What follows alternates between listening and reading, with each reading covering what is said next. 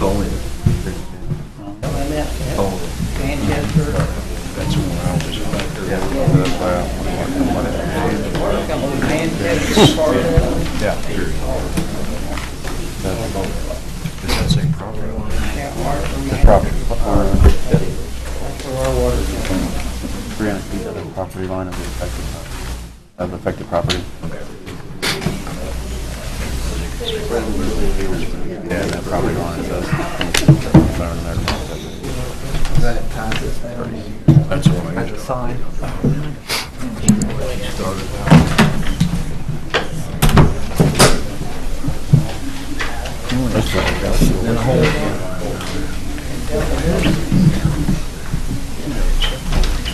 Yeah, especially around here.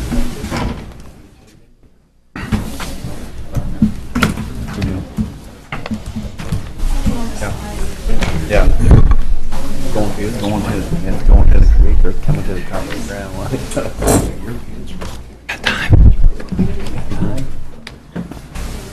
Yep. Yeah. Yeah.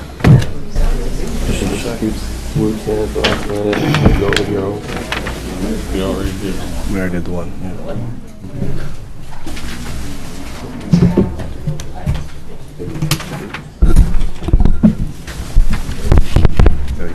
I'm sure there's enough straight All right, welcome everyone to the public hearing, topic being topic of public fire protection. Could I get a roll call, please? Member Tony Abbott. Here.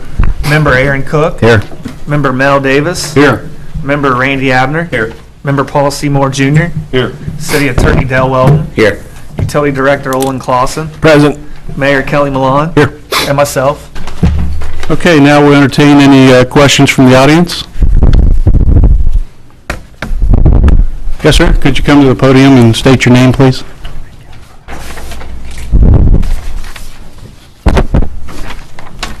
Arthur Gensheimer, live on Bilby Road. In my opinion, placing the hydrant tax on utility bills is highly discriminatory against renters. The rent is already determined by the landlord by insurance, taxes, a little maintenance, whatever. And if the renter is now going to be paying the taxes, he's actually paying the taxes twice. He's paying it through his rent, and he's paying it to the utility company. I think a couple years ago, I saw in the paper that something over 25% of the residents of Lawrenceburg are renters. And I just cannot see the fairness of the renters being stuck with the bill on their utility bills. It's my opinion. I don't know. Something to think about. Sir? Thank you. Sir, Yes. are you in the city of Lawrenceburg or Yes, out of I am. in the city? Yes. I live right next to the eye clinic in Lawrenceburg, up on the hill. Okay. Okay? Thank you. Thank you. Anyone else? Yes, ma'am. I'm Beverly Hahn, and I have some questions about the line item thing. Currently, the LMS hydrants are paid for by the township trustee through our property taxes. The city fire hydrants, the ones that are owned by the city, are paid for through the city property taxes. Why is there a need for a new ordinance? Can we let Owen explain that? Sure. The reason we're moving the utility service or the public fire protection charges over to the utility bills is, number one, it's probably the most common approach in the state of Indiana to do that. There's many reasons for that. On the civil city side, you have tax caps that the cities have to deal with and work with in order to provide the services to the community. In order to alleviate that burden between what's in the tax and the tax cap, communities, much like Lawrenceburg, choose to move that over to the utility bill site. Now, in the case of the residents within the city of Lawrenceburg, that cost won't be doubled. That's a cost that'll show up on a utility bill, but will be a reduction on your property tax side. People who are in the county who are customers of Lawrenceburg Municipal Utilities, not LMS. If you're an LMS customer and you have an LMS hydrant in front of your home, you're not subject to this charge. So just want to make sure that everybody understands that. But it will be a new charge for those people who are in the county. It shouldn't be a new charge for those people who are in the county. This ordinance has been on the books for many, many years. I have failed to be able to find the original ordinance dealing with this. The earliest version I could find was, I believe, 1982. But all in all, the people who are in the county, the idea was that they would pay for public fire protection as it was extended into those areas. I talked to the township trustee, and he said the city has never approached him for a hydrant fee. He pays LMS only $92 for the very same thing that you have listed in your fee ordinance, all of the things that you wanted to pay for $92 a year. Yet your utility ordinance lists $811.92 per hydrant per year. That's a big difference in cost to maintain the hydrants. And the newspaper article even doubled that, and that's not even in your ordinance. Well, I can't account for what LMS does. No, okay, but I'm just saying, if they can afford to do it for $92 per hydrant per year, it seems an exceedingly large amount for the city to need $811.92 for the very same service, work, water, all of that type of thing per hydrant. So it wouldn't be the very same service because our system, our water system, is much more robust than LMS's. We have a great deal more expense incurred for public fire protection than LMS does. We've got water storage facilities that are in excess of what LMS does. We've got many businesses downtown that we provide fire service flows for, so our costs to provide those services are much different than LMS's. Overall, but per hydrant, you have an awful lot more hydrants, so your per hydrant fee is what I'm talking about. Yes. Ms. Hahn, Mel Davis, but the majority of the LMS hydrants are 4-inch hydrants. Okay? They're fed off a 4-inch main. Lawrenceburg hydrants are at a minimum of 6, most of them 12. Okay? If you have a fire and the fire department connects to that 4-inch hydrant, it will literally be sucked right out of the ground with the volume of what the pumper does. That's the difference in the pricing. What do you mean sucked out of the ground? I don't understand that, because it was a fire right next door, and they hooked up to that, and it wasn't sucked out. Well, here's what I'm going to tell you. If it's a major fire, and they put a pumper on that hydrant and really draw as much water as that pumper can draw, that vacuum will suck that right out of the ground. Okay. I've seen it happen. Okay. That's the difference in the hydrant charge. The hydrants that Lawrenceburg provides, they're tested every year, and the minimum flow on there is about 1,200 gallons per minute. I don't know what LMS are tested for. Yeah, I didn't ask him that. He does, test them and maintain them and all those things. Yeah. He did say that, but he didn't give me specifics as far as that is concerned. Right.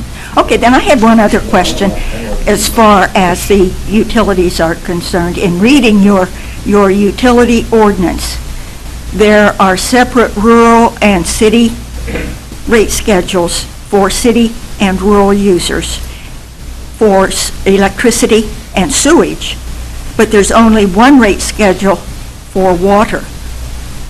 And I'll defer to Mr. Clausen. Now, what is your question? Is it why there's different rate schedules for different? Well, no, for the electricity and the sewage, you have a separate rate schedule for city people and rural people. but you only have one rate schedule for water. So does that mean you don't have any rural water users? No, we do have rural water users. Why the rate schedule is set up the way that it is, I can't answer that. I mean, it's been that way for many, many years.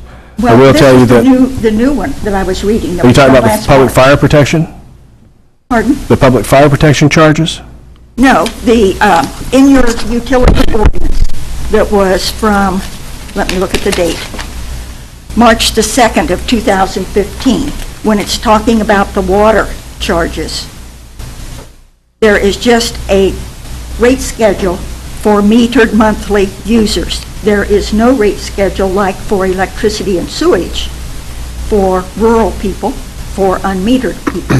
And that strikes me as odd, and that's why I wondered if you had no rural water users. No, we do. I can tell you that one of the objectives for the utility over time is going to be to get rid of the divergence issue with the rates, so that we will look at our customers based on rate class and this designation of rural and in-city. The goal would be to get rid of those things and have the same rates be extended to the customers under the similar class. Okay. Thank you. An example of that is on this public fire protection. The rates for the people in the county, in the unincorporated areas, and the rates for the people in the city are the same rates. So we chose to not have a divergence issue with those rates. And by law, it would have been difficult for us to do that. The approved method through the IURC was to do it in a way that there wasn't divergence. Well, at $64.92 per year that each customer is paying, it would only take like 12 and a half customers to pay this $811. So it seems like you're going to be making an inordinate overreach in collections. Well, I appreciate your comments. We have a verified cost of providing this service to the community, and we have a 5/8 meter equivalent cost, which is the $5.40. From that, we extrapolate the cost to provide services on an incremental basis for the other size services. It's a standard approach to be able to set those fees, and it is literally based off of what it costs us to produce and deliver the water in those amounts. Okay, it just didn't make sense that only 12 people would be required to meet your fire protection per hydrant cost according to your ordinance. You have more than 12 people using a fire hydrant. Perhaps I'm not saying it clearly. Yeah, I don't think I'm understanding your point, Ms. Hahn. John?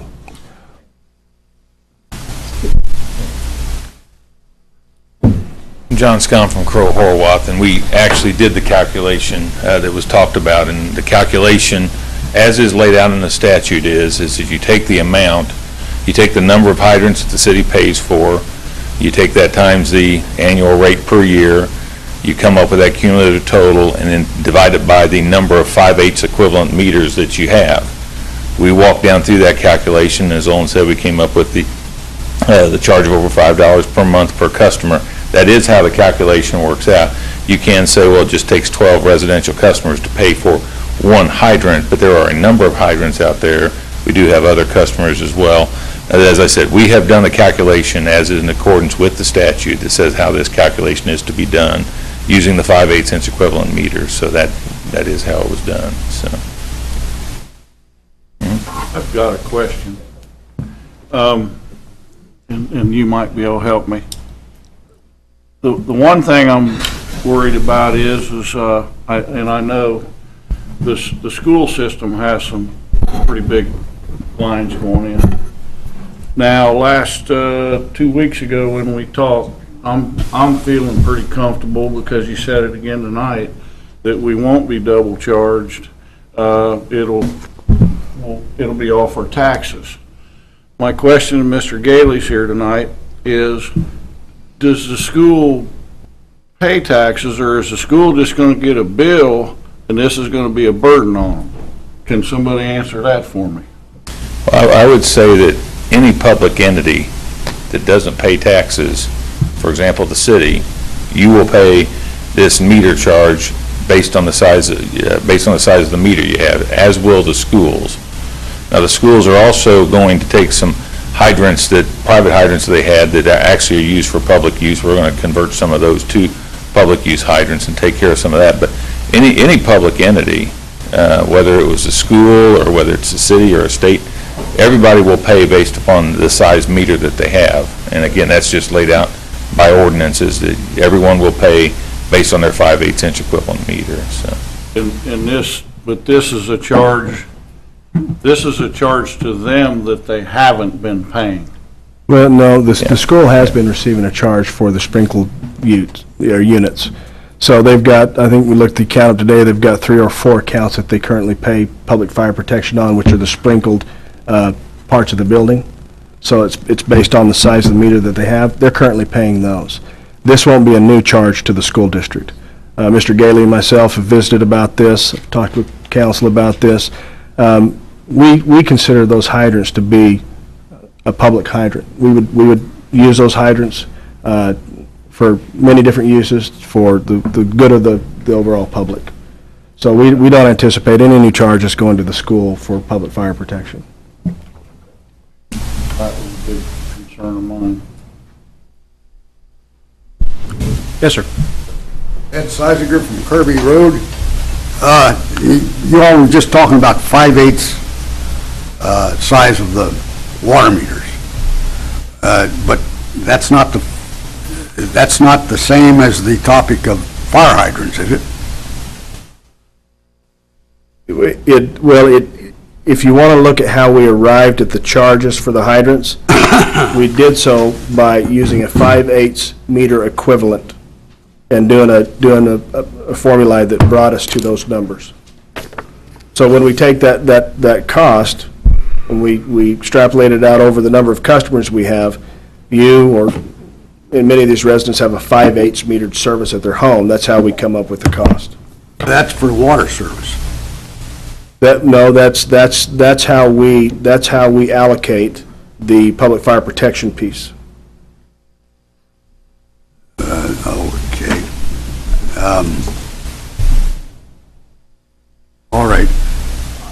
On Kirby Road, up on Ludlow Hill, are we affected by what you're speaking of here?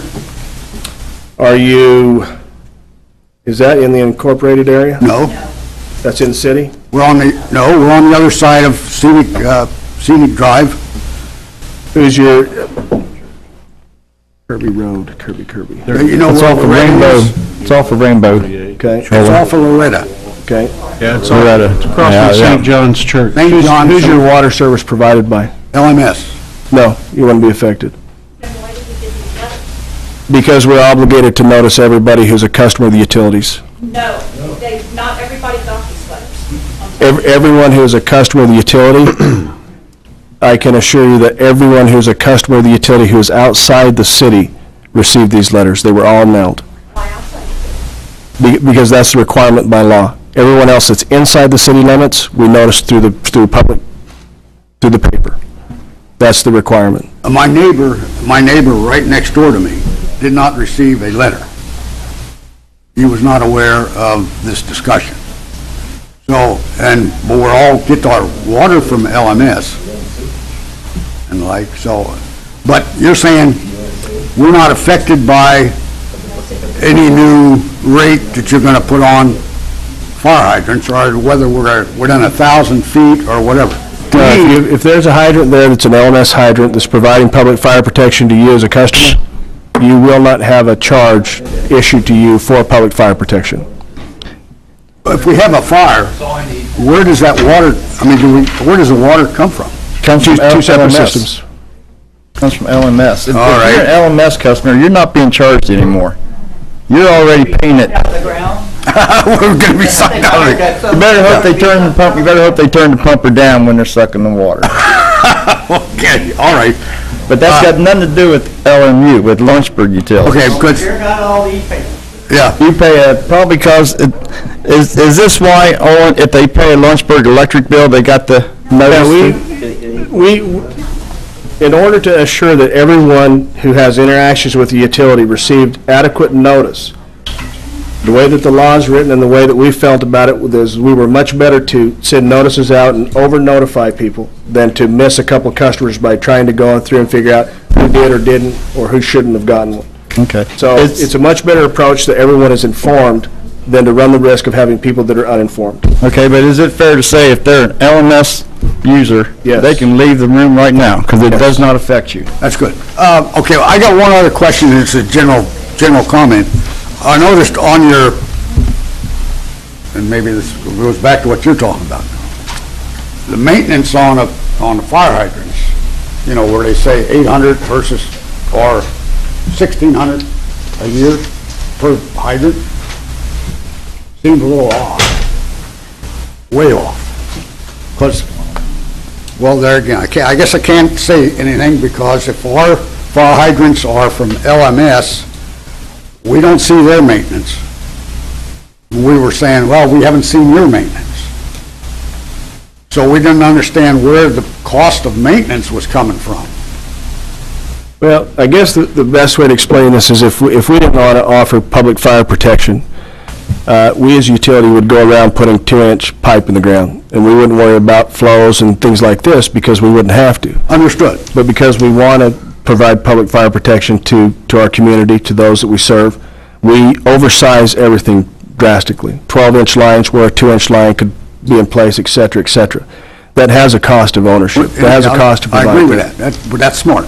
But I mean, maintenance though, if talking about fire hydrants, Well, you've got maintenance. it's not my concern because we're not getting charged for it. Well, you've got maintenance costs, you've got operational maintenance and replacement costs that deal with that installed infrastructure.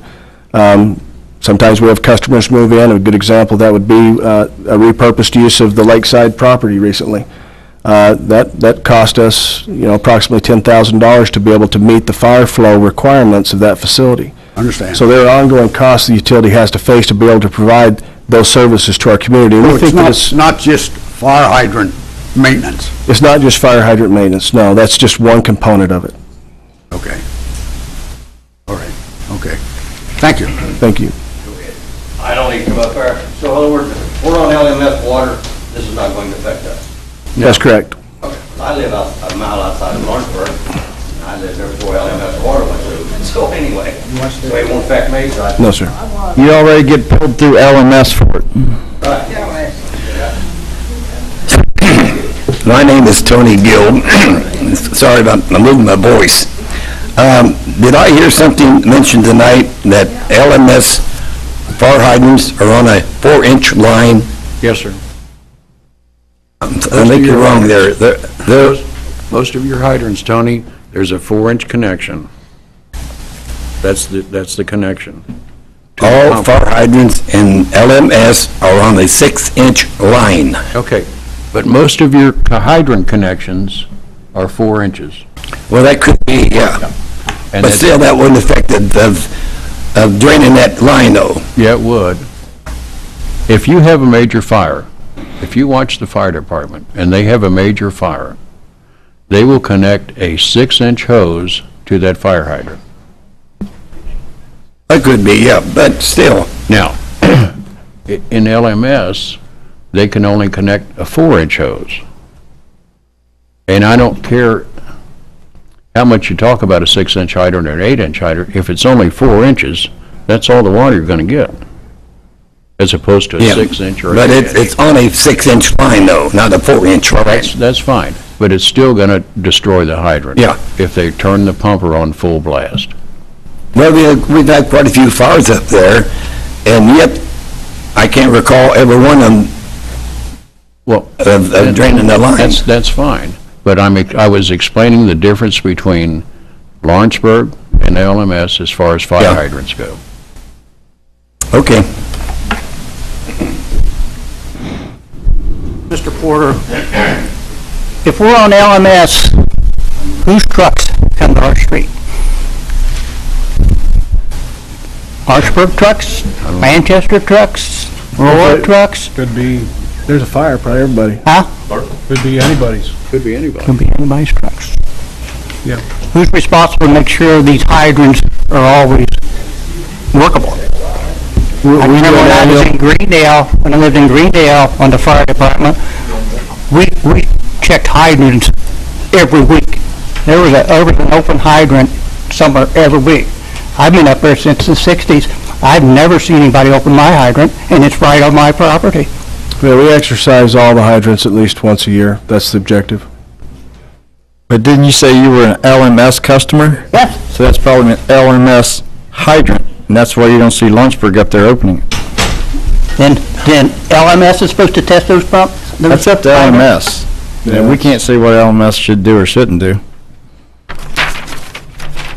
That Lawrenceburg Fire Department takes care of the runs. Thank goodness.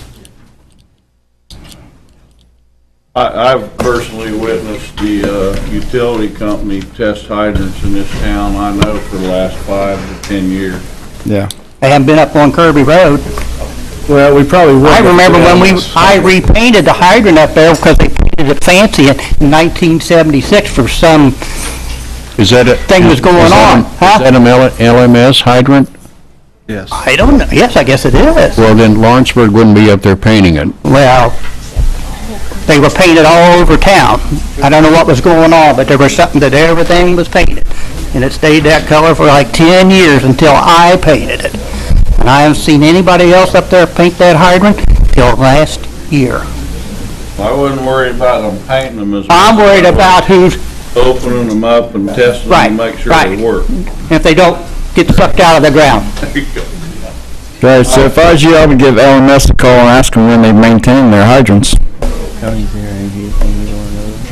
No. I think that's a big point right there. Yeah. Yes, ma'am. There's a hydrant right on my property line, and LMS does test it, as far as that's concerned. I had one other question. How are you going to determine who is in the LMS covered area? There are persons in the LMS serviced area who do not have LMS water, and there are LMS water customers who do not have your sewage, so you can't look at your LMS sewage people and say, okay, you're exempt, but everybody else out of the city is not exempt. So how are you going to determine who gets charged and who doesn't? You will have to have a Lawrenceburg water meter to get a hydrant charge. We have based the charge based on the size of your water meter. So if you don't have a water meter with Lawrenceburg, you will not get charged this charge. So that's how it will be determined. You'll have to have a meter. You have to have metered service, so. But, so I got an LMS, an LM, my meter is yours, Water or electric? water. No, on Kirby you wouldn't.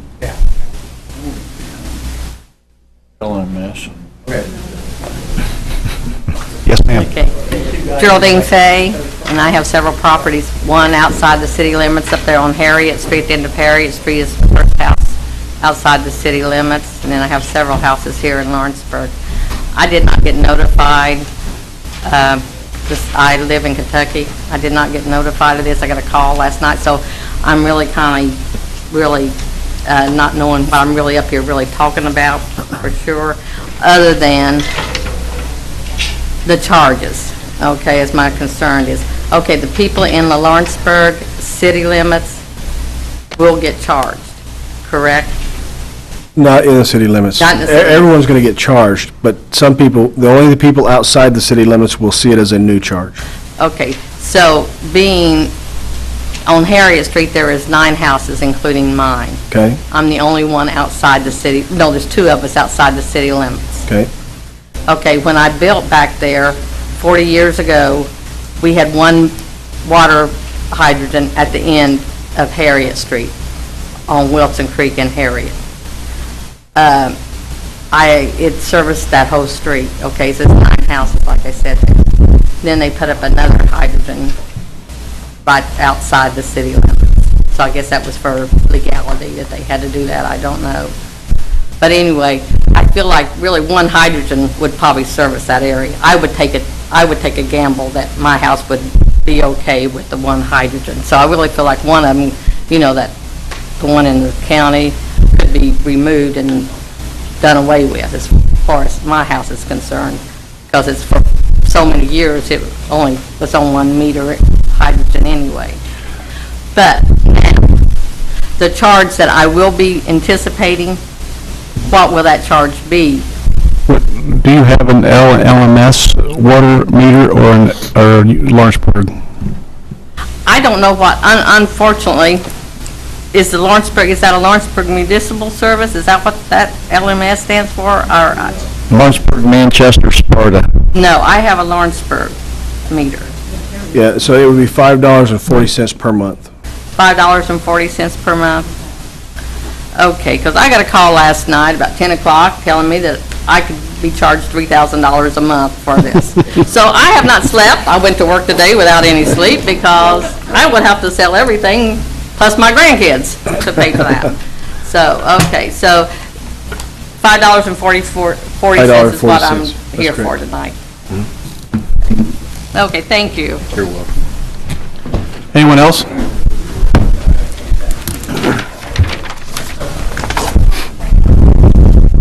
Greg McAdams. I just have a couple questions because I'm confused. Are Lawrenceburg residents currently being charged this rate? Yes. Okay. So why was there a need to advertise for those customers? Because it's being changed from being on their taxes to their utility bill. Okay. How's it going to be guaranteed to come off the taxes? What's going to be, what kind of reduction is going to be made in the budget to see that these residents are going to see a... It would be on the rate, right? I mean, something's going to have to come off the budget, right? It'd be on the civil city side. We'd have to work with the civil city side for those adjustments. Mm-hmm. Go ahead. The thing that will come off the budget will be the line item where they're paying this to the utilities. Now, there is a line item in the budget for hydrant rental that's paid from the city to the utilities. That will come off the budget. Okay. So when it's all said and done, the only extra money you're making is from the township people, is that correct? The unincorporated areas. And what is that amount, total amount? Do we know? It is about $43,000 roughly. Okay. That's all I got. Thanks. Anyone else? Any comments from the group up here? I need a motion to adjourn the public hearing. I move. Second? Second. All those in favor, say aye. Aye. Opposed? Motion carries. Thanks for coming. Thank you, gentlemen. Thank you.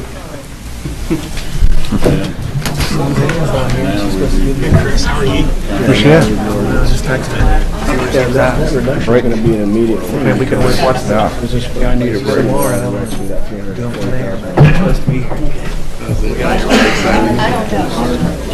I catch up. Water Works in 5 minutes. What's going on? I know, you haven't either, man. What's up, Dave? Did you get your answer today?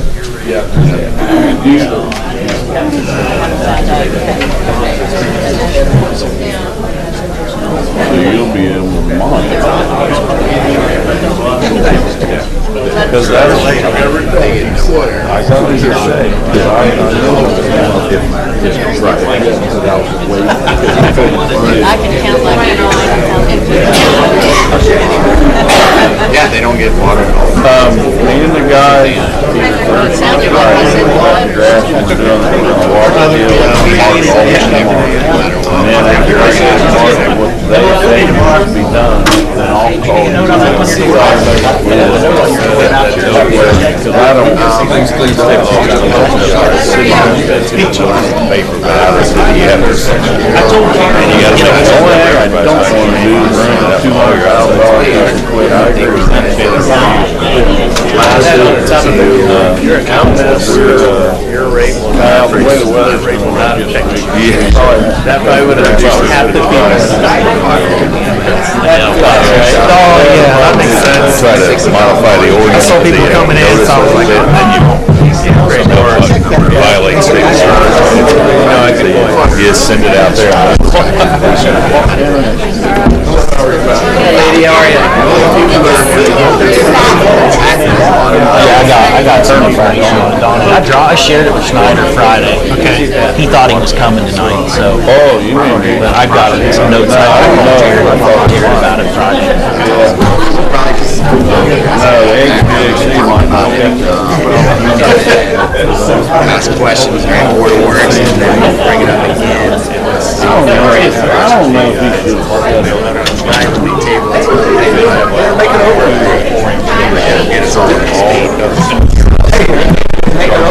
Board of Works, you're good. Oh, you didn't go back there? Fire truck in my report. You just talk about the resolution. Fair enough.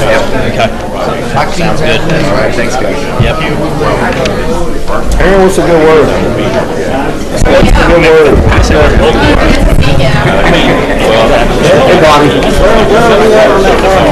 On this contract. John? I looked at it.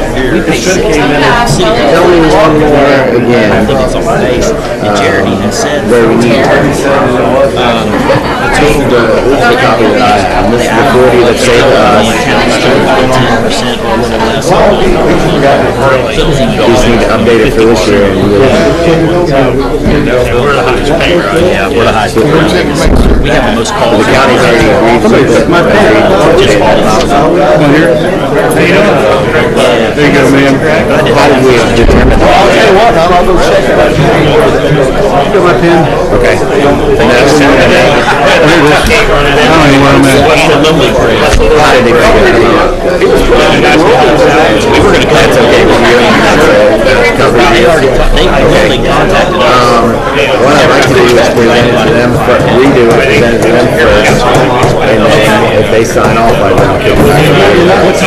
So I'll get a new updated copy to you, so that we can get it down.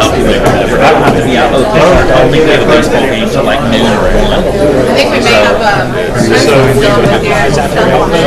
don't know. I got to go down. I don't know, I need to know. You want me to come down and get with you? Hey, old boy. That's not allowed. are you on Board of Works? You're on Board of Works and you're on. I'm fishing next week, Monday, Tuesday. Lake Laurel. Laurel Lake. I'm not a fisherman, I just go down with a bunch of retired guys. Yeah, it is 10 o'clock. It's when the parade starts. So, yeah. Let's keep going. Thank you, Bobby. Yep. No, I understand now, and I'll get it done, and I'll get it over to the county. I don't know. Oh, you're not going to hear anything. You're going to see more. Okay. Unless they have questions, but I don't think that's. For half a day. What about Tuesday? What about So no meetings. Take a seat, please. I'm here at 4. You want me to come on at 3? I did break that thing. Then we can get it off. Randy, Mel? Mel? Hey, Mel. Bobby, get Mel. Yeah, he's going out right on the swings. He's gonna go right on the swings. You guys ready? Okay. All right, we got just Paul and I? All right. Okay, welcome, City of Lawrenceburg Board of Works meeting for April 18, 2016. Can I get a roll call, please? Member Paul Seymour Jr. Here. Member Alan Callaway. Police Chief Don Combs. Here. Deputy Fire Chief Pat Myers. Here. EMS Director Bobby Mills. Here. City Attorney Del Weldon. Here.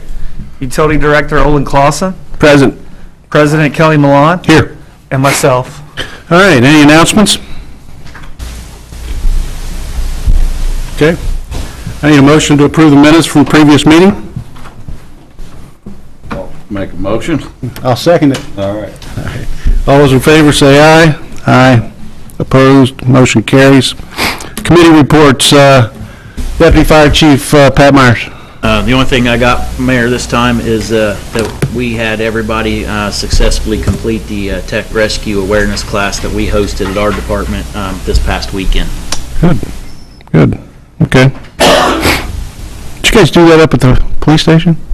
Yeah, we did the class at the police station, and the testing site was the computer lab at the community I center. thought I seen a bunch of fire cars up there. Okay. All right, Police Chief Don Combs?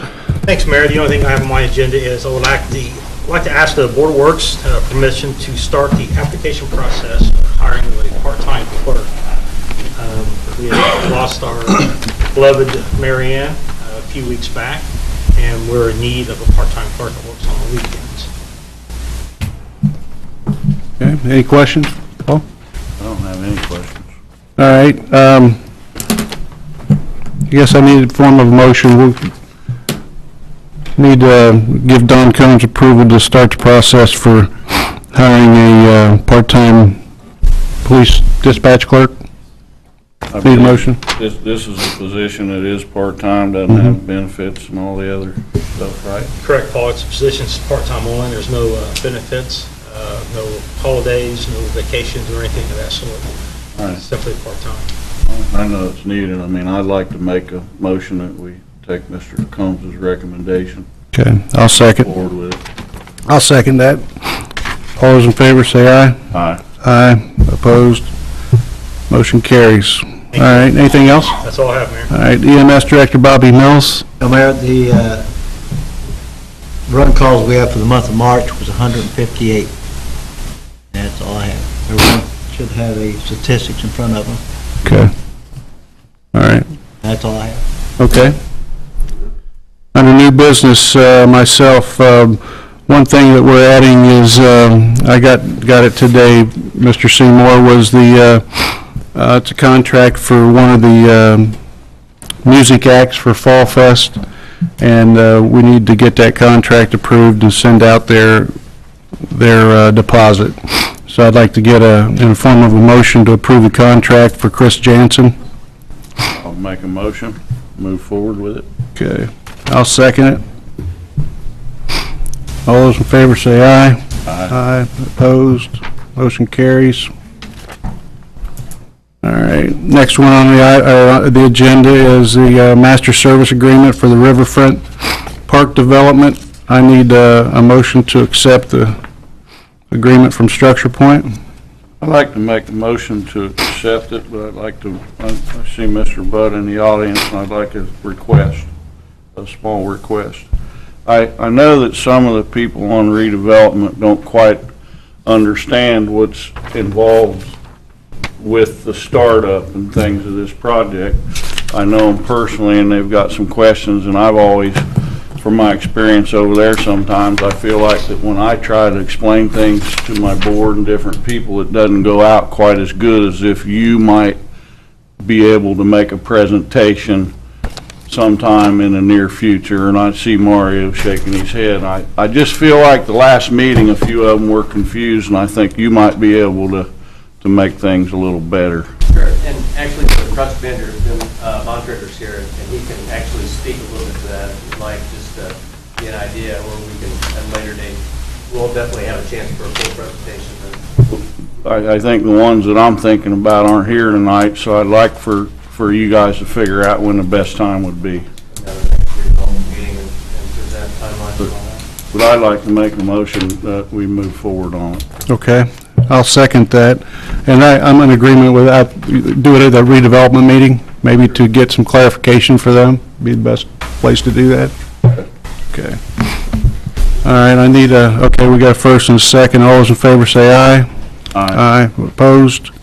Motion carries. All right, Mr. Seymour, I need to get you to sign both of these copies here. All right, the next item is we're in the middle of hiring our summer help, college age and high school age kids. And we found a need, we're going to bring in 8 college age kids a little bit earlier than the others, simply because they're out of school earlier. And another reason is because we got work for them to do. We're, in lieu of going out for about $80,000 worth of bids, I guess it is, right, Mr. Clark? $88,000. We decided to try to take this in-house this year and see if we couldn't do a lot of that ourselves. And And if it fails, I will be happy to take the blame for that. But I think we'll be just fine. But we're going to bring these kids in early to start with the planting of flowers and mulching.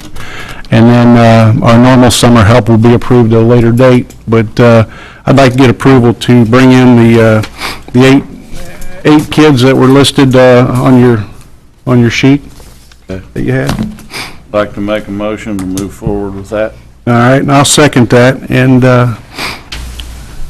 all those in favor say aye. Aye. Aye. Opposed? Motion carries. Thank you. All right, Mr. Weldon, fire truck resolution. Thank you, Your Honor. And I would defer in your package, you'll see a interlocal agreement fire truck resolution. We will cover this, and Board of Works actually just told Assistant Chief Myers that we would only cover this in council, so I misspoke. But basically, the fire department was able to sell a fire truck to the Hogan Township Volunteer Fire Department as a fire truck that we had listed. They were able to sell the fire truck for $50,000, and that sale was done from our city and municipality to a volunteer fire department. And so two different statutes come into play. One is a municipality to municipality, which requires the resolution that we have that we'll present today during council, and also the approval or the vote by Board of Works to accept this sale. Because it's both kind of a municipality and also to a volunteer fire department, I felt it was best that we do both a resolution and the sale itself. But I think that obviously it's a benefit to both sides to be able to sell the fire truck and provide a volunteer fire department with such a quality piece of equipment. And so at this time, I would just ask for a vote from the Board of Works to approve that sale. And Assistant Chief Myers, if there's any comments that you'd like to make on that sale, how Hogan Township will benefit from that. No, I mean, that'll be a truck that, obviously we would, if we ever required mutual aid from them, be able to call it back into our city for use. So I think it's going to benefit them because they have no way of carrying any more than two people on any of their trucks.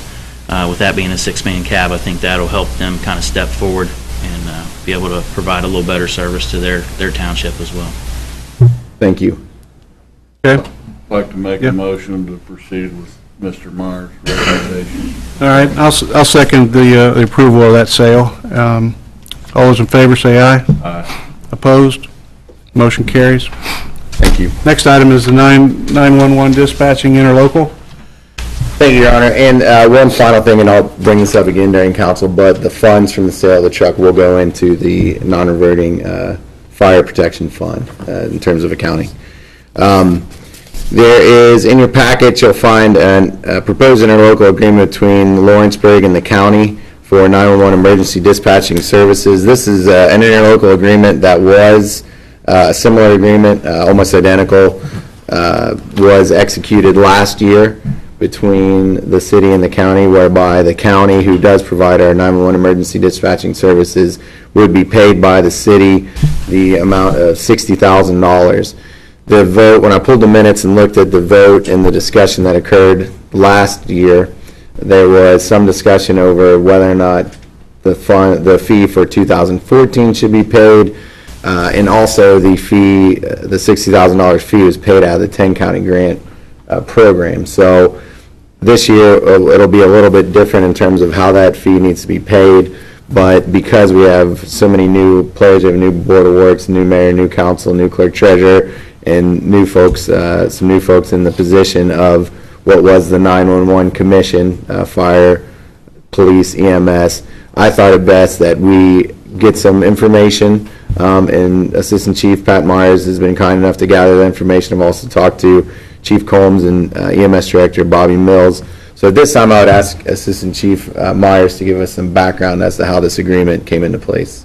Okay, what I found out, I did a little bit of research on it on Friday because I was not familiar with it myself, not being in the position until this year. But the way the interlocal was established was it was based primarily on police dispatch only, and not fire and EMS. So it's more of a police-based fee. So the fire and EMS is really kind of free along with it, I guess. It was set up by the commissioners, and to my knowledge, the calculation that they're using will not change until the commissioners decide that they want to talk to everybody about reconfiguring it. So it seems like it's a pretty solid amount. What it is, it's at $60,000 annually for us, and I'm not sure. I believe it was based on, there was some conflict from the 911 coordinator. He wasn't exactly for sure because he wasn't in place when it was developed either. That was based on either calls, the amount of calls annually, or the amount of road officers annually. Regardless, our amount was $60,000 for the city of Lawrenceburg. And he believes that within $1,000 or $2,000 this is accurate, but the city of Aurora pays $45,000 for their portion of it. So I guess our portion's probably not that far out of line, given that we we perform a ton more calls, fire and EMS, than the city of Aurora does as well. Is a pretty good portion of it. And he also stated that all the money that they collect from the interlocals, which they have interlocals in place with Dillsboro, Aurora as well, St. Leon, Morris Hill, because they have smaller town type police departments. But the total amount of money that they get from all the interlocals only amounts to about 10% of the total 911 budget for the county. So I did gather that information on Friday from the 911 director. Thank you. Chief Combs or EMS Director Bobby Mills, do you have any, I know Bobby, I talked to you a little bit about this. What's your recollection about how this agreement was formed? I talked about the EMS, or the director at 911. I believe Jarrett was here last year when they, matter of fact, I think he spoke about the 911 calls, and it was based on the police department's calls only at that time.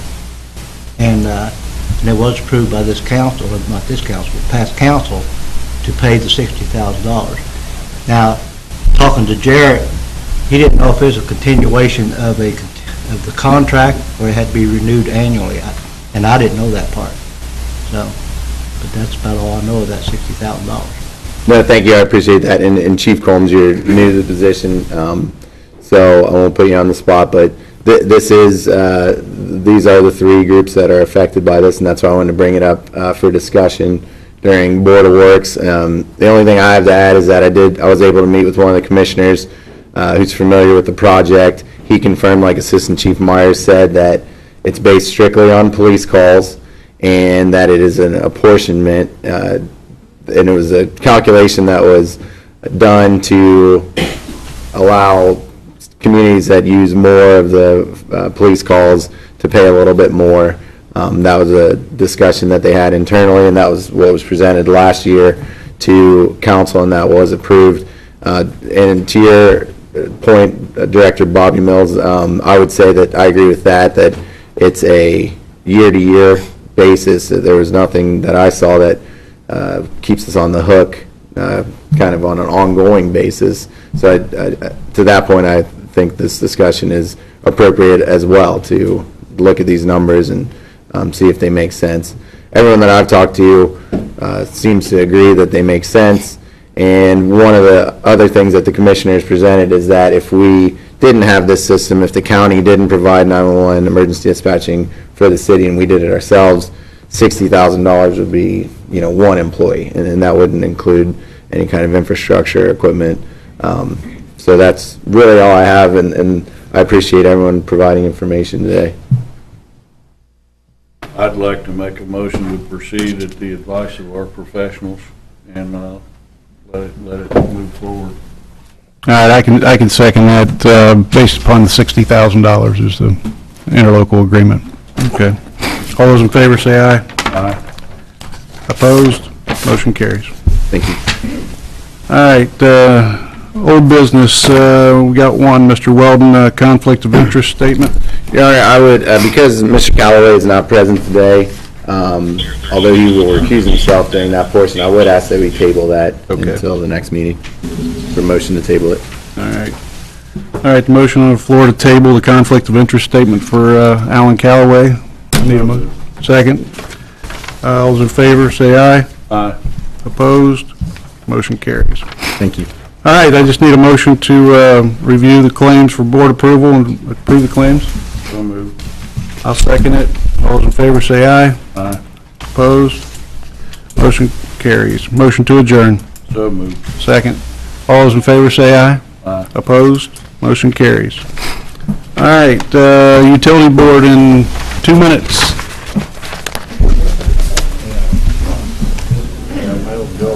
Yeah, I'm making a run up here. That's right. That's right. Old knees. Did we do this? Table that. Okay. Or we're not going to discuss it until the next Oh, good. Was it good? Did you sign those? Was it good? Good. Hey, Paul, did you sign those 2 copies for structure? Did I send down there? Thank you. Were they sent back here to you guys? Is this what you want? Yes. Okay. I think I gave you 2 copies I shouldn't have gave you, I guess. Yeah. Thanks, man. No, it's okay, I get it. You guys don't want to hang out with us? You guys want both of you? Which one?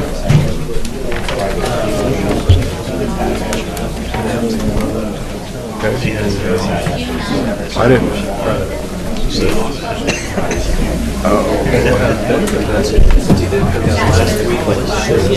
Okay.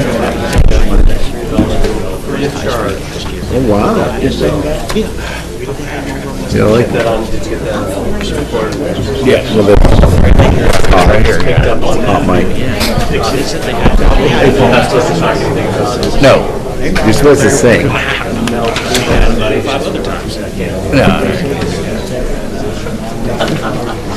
See, I knew it. When I saw you walk in, I thought, trouble. I'll tell you about that sometime. I can't wait. I cannot wait to hear that some other time. I don't have a copy of that one, so I'll need a copy of that signed. All right, guys. No, can I dig in there? Thank you.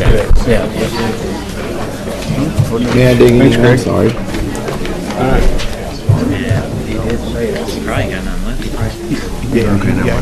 The American Structure Point Master Services contract. That's okay. I'll get, I heard that. I'll grab Paul's. I'm up there already for, this is supposed to be for, Brian's didn't come up. Let me see. That's utility. Oh, is it? Utility. Didn't start until after, right? Read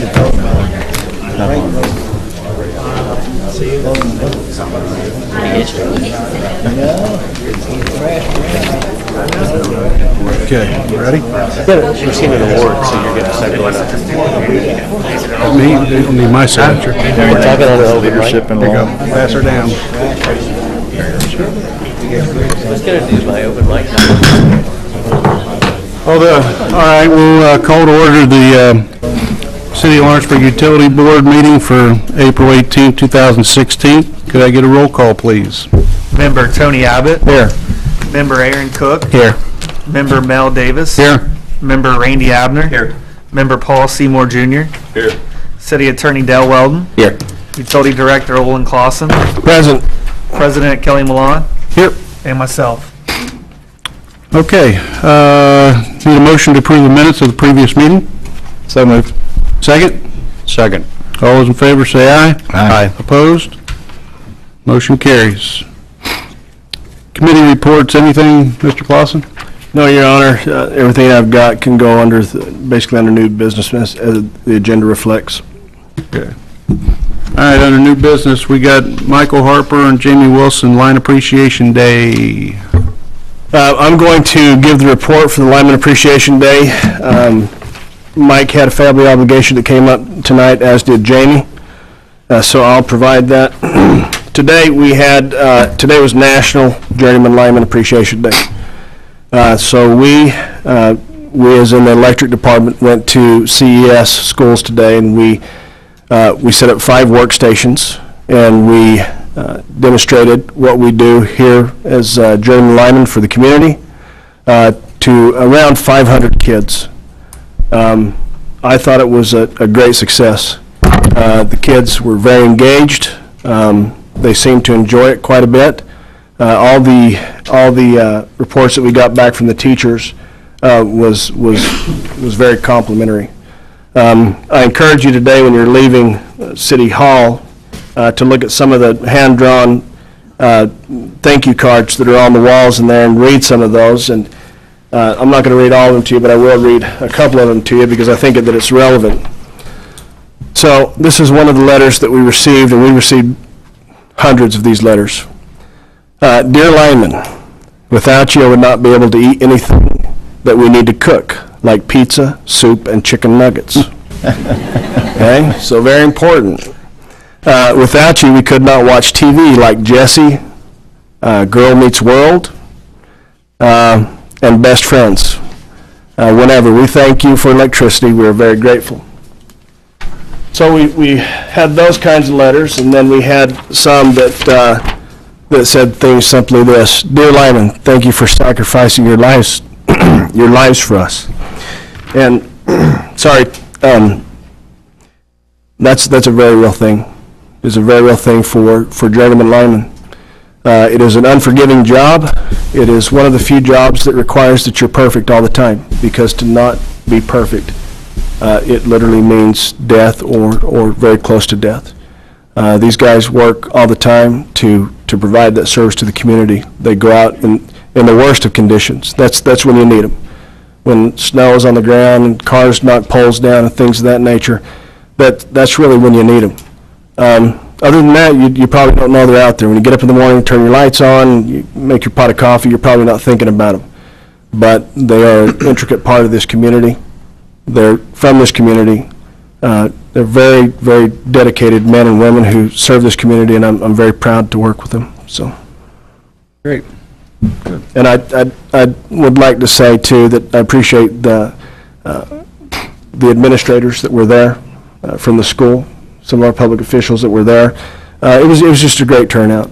I thought it was a great success. Yeah, I was over for a short time, and the kids were enjoying it, but I think the teachers and the administrators over there were enjoying it just as much, so. Okay, good. Any questions? You got it. Yes, sir. Hand raised back here, Yes, sir. Mr. Daly.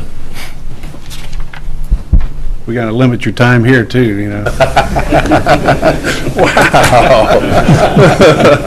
Carl Gilly, Superintendent, Lawrenceburg Schools. I just wanted to echo Mr. Clausen's sentiments that I spoke with Mrs. Canega, principal of Central Elementary School after school. I had the opportunity to stop over to around 12:30, be able to go through the 5 stations, see the linemen, and just you could see even the enthusiasm in their job, sharing it with the students, going through, climbing the poles, showing the safety equipment, taking the kids up in the bucket truck, and just all the stations. So I really appreciate and wanted to thank the city and the utility department for coming over and doing that for the school. So thank you. You did good. Right? You did good, Carl. You did good. That's an old joke. All right, next item, Michael Reinstatler. I hope I said that right. Septic system install? Yes, sir. Could you come up to the podium so it can be? Okay, okay. Evening, gentlemen. I'm Mark Gully. I'm the builder for Michael Reinstatler. And the question that we have is, we had an approved septic permit and building permit last year, December the 9th. And so we proceeded with building according to plans. And a couple, about 2-3 weeks ago, went down to pay for the water tap and the membership fee, and they said, well, hold on, you have sewer run across your property. So therein kind of lies the problem. We're back about 12 to 1,300 feet off the road. We've got a 30-foot wide piece of property that about a 14-foot driveway. We've got a water line back there. We've got electric line back there, so that 30-foot's pretty much ate up. So we've got a primary field that's been approved, by John. I asked John to come too if he wanted to add anything. We've got a secondary field approved.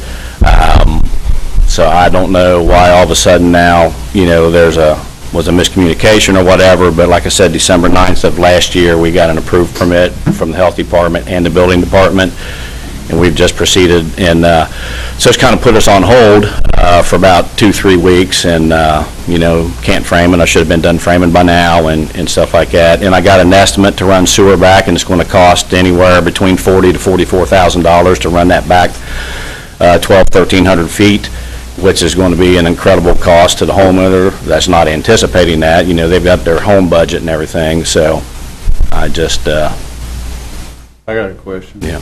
I was told 300 feet. Well, the house site's 1,200 to 1,300 feet. The 300 feet that we're referring to, Paul, is IC Code Section 36923-30, that basically states that if you have sewer available at the property within 300 feet, they're required to hook up to our sewer. Okay, within 300 feet of the property. That's correct. And about a year ago, when the homeowners were anticipating building, Mike, he can't remember who he spoke to, but this was over about a year ago, and he said, whoever he spoke to said, "Oh, you've got sewer back there," yeah. And then 2 days later, the same gentleman called him back, said, "No, don't worry about it. It's not nowhere near you." Okay. And then from my understanding, what's the neighbor, Mike, that had the sewer ran back? Bowen. We're at the dead end of Tower Road is where the property is. And Mike's got 27 and a half acres, and they're back, way back here. But Bowen, the neighbor, apparently paid, out of it, paid for it to run sewer back to his property. So I don't know when that happened or not, but that's just kind of, where we're at. A couple things. I did sit down with my water and sewer superintendent, walk through some of the costs that we could anticipate from actual installs, both on the septic side and on the sewer side. And the numbers that we're coming up with are dramatically less than the numbers you're presenting here tonight, with a cost differential of about $5,000. Mm-hmm. So I've just got a bid from my plumber. He was $40,000 to $44,000, on running it back.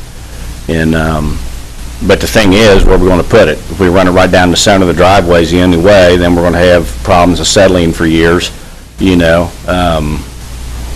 I've already got the basement roughed in, so that's going to have to get all tore out and redone according, now for that. So there's just a lot of, extra costs occurring that, obviously the homeowner, but the main thing is, we've got an approved permit, so I just don't know. Well, I understand that, and the reason I wanted to come before council tonight is this. There's a state law in the books that has requirements in there for people who build, want to have sewer, things like that within our territory. And so I didn't feel comfortable giving a variance on that. We have those codes, those rules in there for a reason, and I didn't want to be the one that went against that. I will say that it's a little perplexing to me that the county would issue that type of permit knowing that this rule's on the book. And I've had conversations with the county about the ordinance they've passed that allows that, and the fact that it contradicts the state law, which isn't kosher. Yeah. So all we're trying to do is abide by the law as it's stated and conduct ourselves in that way. Mm-hmm. And I think that it sets a bad precedence for the utility, number one, to do something different than what the state law calls for and allows for. Mm-hmm. And I also think that we do a disservice to these customers in the long run, because the conversations I have with the health department about homes that people are being forced to vacate because their septic systems are failing, those are real discussions. There's hundreds of homes in Dearborn County that fall within that description. And so I think that we do a disservice to these homeowners by deviating from the law. The law was created for a reason. It was to help avoid these types of situations moving forward, because you install a septic system today, everything's fine, no issues. 5 years from now, that's not the case. 10 years from now, that's not the case. And then these homeowners find themselves in a position where they've got a failing septic system. And we literally have that all over the county. Okay, well, I mean, the unfortunate thing is, you know, whether it's, John, you got anything you want to add, or, I mean, you know, somewhere between the lines, something happened, but, you know, unbeknownst to us, we're just moving right along. You know, go down, file for a permit, and we're moving along like everything's going great, and all of a sudden, we got, you know, this issue. So, And I don't know who Andy spoke with early on. I did talk with Andy. We had every indication that the homeowner was going to take sewer back to his residence. We didn't know anything about the septic system until much later after the fact. All the conversations that we had, every indication that we had as a utility was that the sewer was going to be taken back to the home. We frankly don't have it in the budget to move forward if we are forced. It's not there. Well, and there has been some additional factors that weigh on our particular project. Is the driveway that Sir, do you mind coming to the podium? the property that we have, it took some finagling around really to get the electric lines and the water and everything in. We had to purchase an access road 30 feet wide, and how long is that? 500? Well, it's 1,200 back to the house. It's probably about 700-800 feet. 700-800 feet. And we needed that in particular to get to the property, to the home site. And to revamp all of that is what's going to cost the extra cash, is to, as I understand it, to put the road somewhere where it's not now.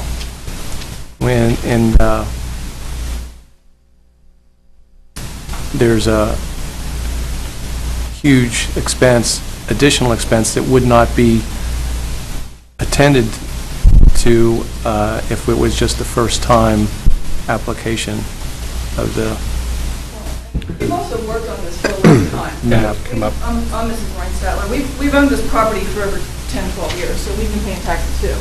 But the thing of it is, we've researched this and talked to various people in the utilities and different things, so we were only following the information we were given, not knowing we'd come before council, because trust me, I'd have my notes in front of me at this point. We would have had better notes. Oh, yeah. To give to you, because we did not, we would just do what we were told.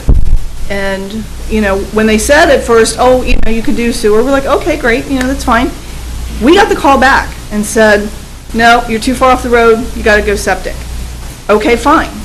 But that's pretty much where we are now. So one of the decisions when you vote is, I don't know that we can come up with the money it's going to take to continue this project. So please bear that in mind. Everything costs more than you think it's going to cost. He's retired. I'm still working. We've saved money for this, but like I said, we've owned the property, and all we're trying to do is move forward and complete this. If we are forced to go to sewer, I can't tell you that that's going to happen. So please bear that in mind when you vote. I have a question to you and your builder, I guess. Your road is 30 feet wide? Is that correct? The road is 12 to 14 feet. And you purchased 30 feet, is that right? Okay. Where is your electric in relationship to the water? A couple feet away. Okay. The sewer line only has to be 10 feet from the water line by state law. And I believe on private property, Mel, it can cohabitate the same trench. But on private property. Yeah.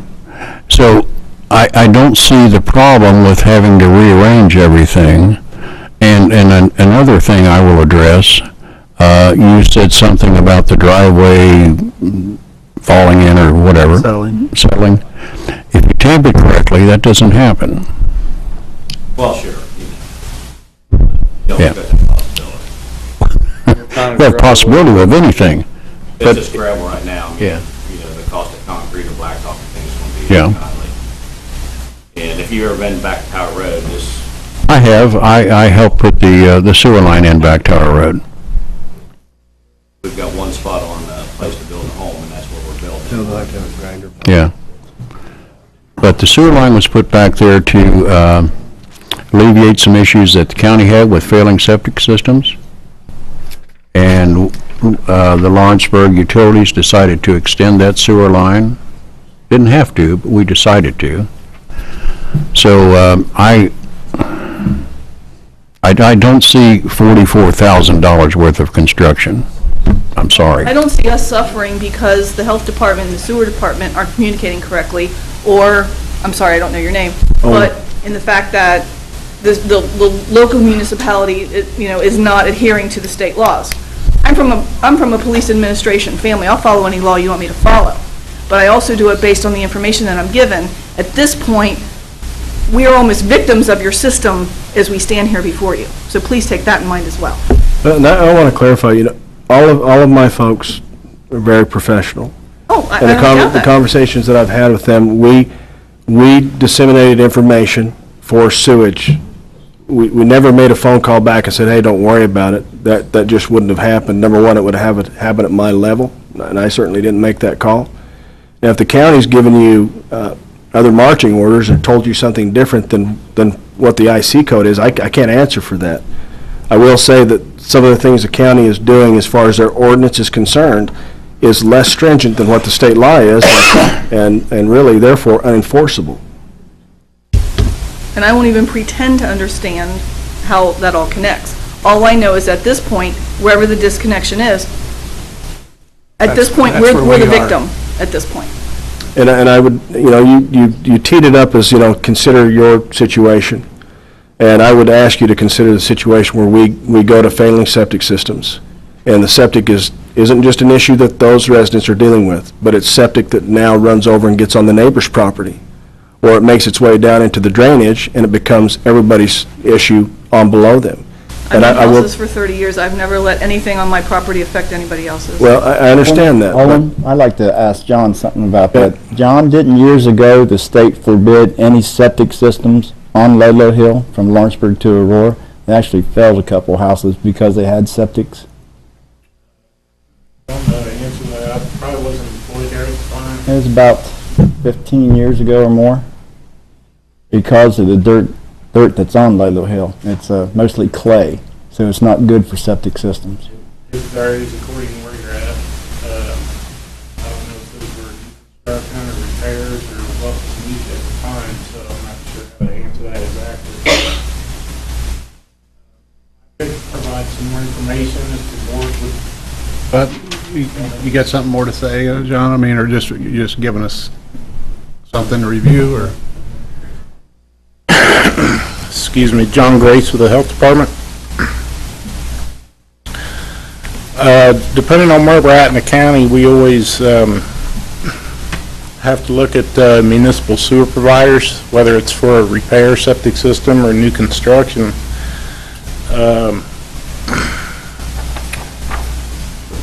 We received a soil report from Mr. Reinstatler back in 2015, and at the time we received that soil report, which we construed as an application, I contacted Mr. Davis, the previous utility director, and indicated to him where this property was, and he gave me a verbal notice to proceed. Not all these contacts we make with utility providers are recorded. I don't remember that. I was retired in 15. Yeah, it's been a long time ago. Not all these communications with the respective utilities in the county are always documented. St. Leon is a good example of where we've issued houses that were close to their service areas, but because of the length of the driveway, we were instructed to issue permits. So that's maybe a comparable situation that the board could consider. Another situation that I came across recently was Keller Road, and down on the right where the guy has the lake, he wanted to build 3 houses. We said, no way, you need to call Lawrenceburg. So we always try to stay cognizant of where we're at out there in the county. And this is no exception. If you look at the property plats, there is an access easement, the 30-foot access easement you were talking about off of Tower Road that extends a certain distance back. If you were to split hairs on the thing, you could consider that a separate piece of property. The actual property we're building on is a separate piece. So I don't know how that situation, how the current property is platted, is that relative to the state code or not? But that may be something the board could consider. The sheer distance, it's over 1,000 feet to the sewer line. So that involves a lot of labor and time installing the sewer lines and the grinder pumps and so forth. It's unfortunate that, we don't always document our contacts with the respective utilities. Maybe that's something we should start doing.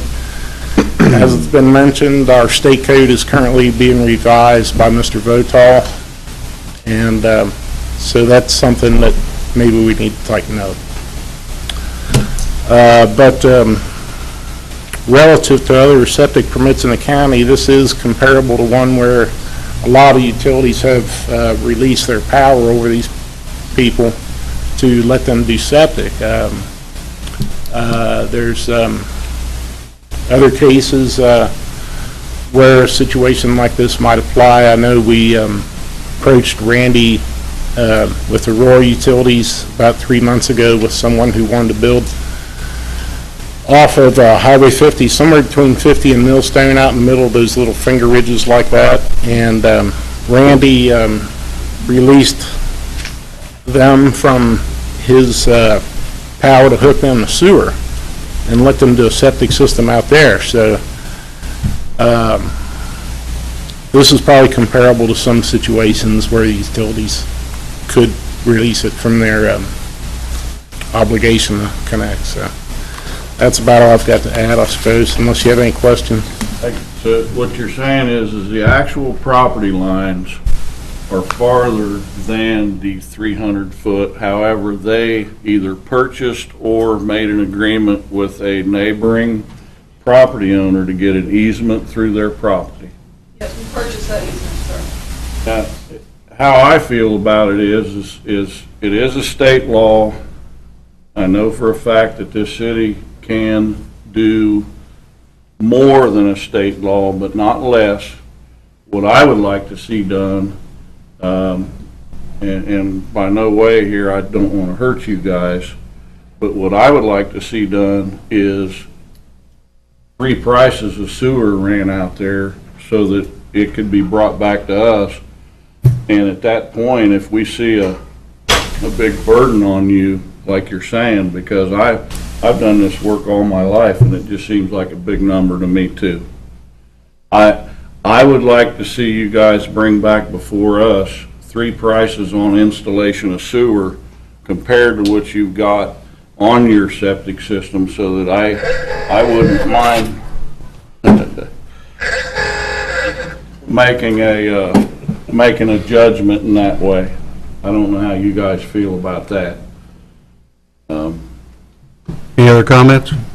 Well, that's about the same thing I was going to say. I'd like to have Olin go up there and look at it too. Sure. Yeah, and see what it would take to run a sewer line.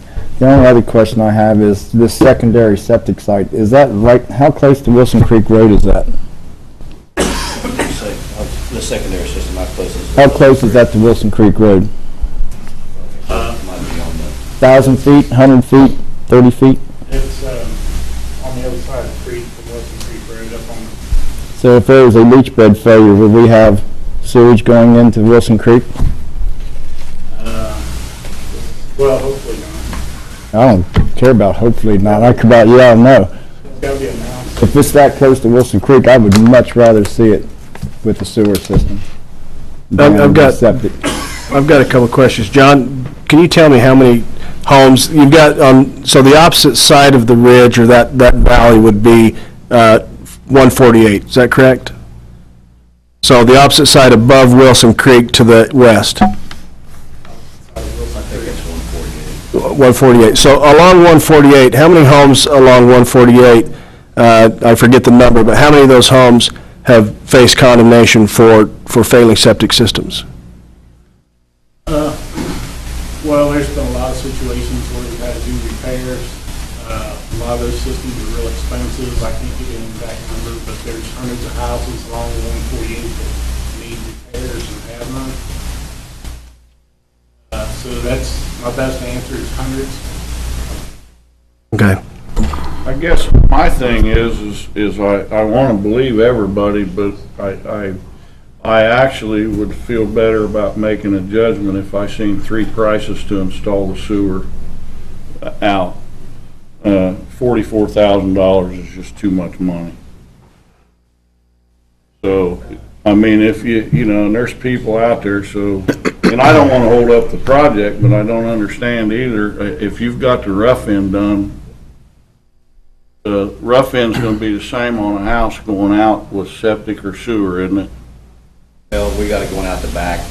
Now it's going to be pumped up to the septic field where it will have to get directed out the front. I'd just like to make one more statement. I didn't, we're not here to try to cheat the system or do whatever. We just, we got a building permit and we got held up and we just want to continue the project, We want to do whatever's right, but, I guess our whole issue was we went under the assumption we got an approved permit and then we got this little roadblock. So, like I said, we're not here trying to pull anything over anybody's eyes or trying to cheat the system or anything. And I don't think anybody thinks that. I honestly, I believe that there was a mistake made, and I think that it's one that probably is not going to be made in the future, so I wouldn't, I don't want to jeopardize them building a new house. However, I just feel like for me to make the right judgment call, I would like to have a little bit more land in front of me. Okay. Yeah, well, we can get to 3 bids and the county and I have had the conversation about improved communications between the county permitting process and Lawrenceburg's process.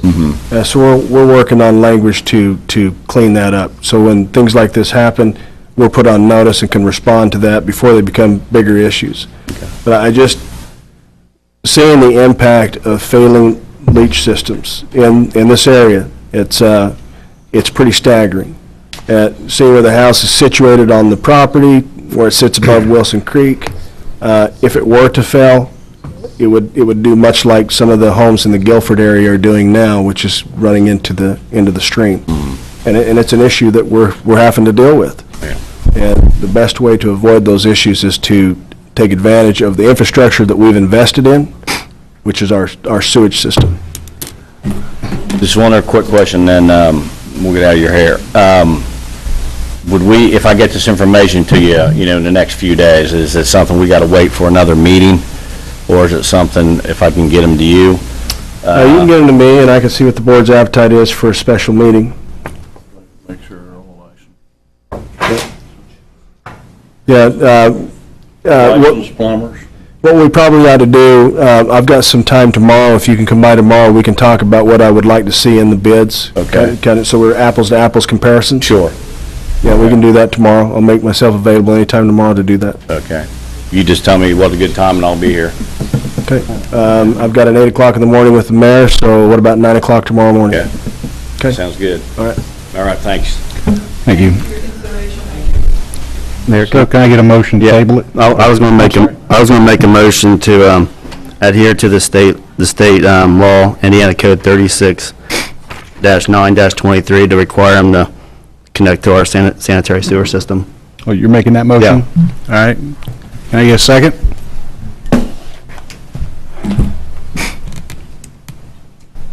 I would like to. I'm not ready to do that yet. I'm not against it, but I'm not ready to do it yet.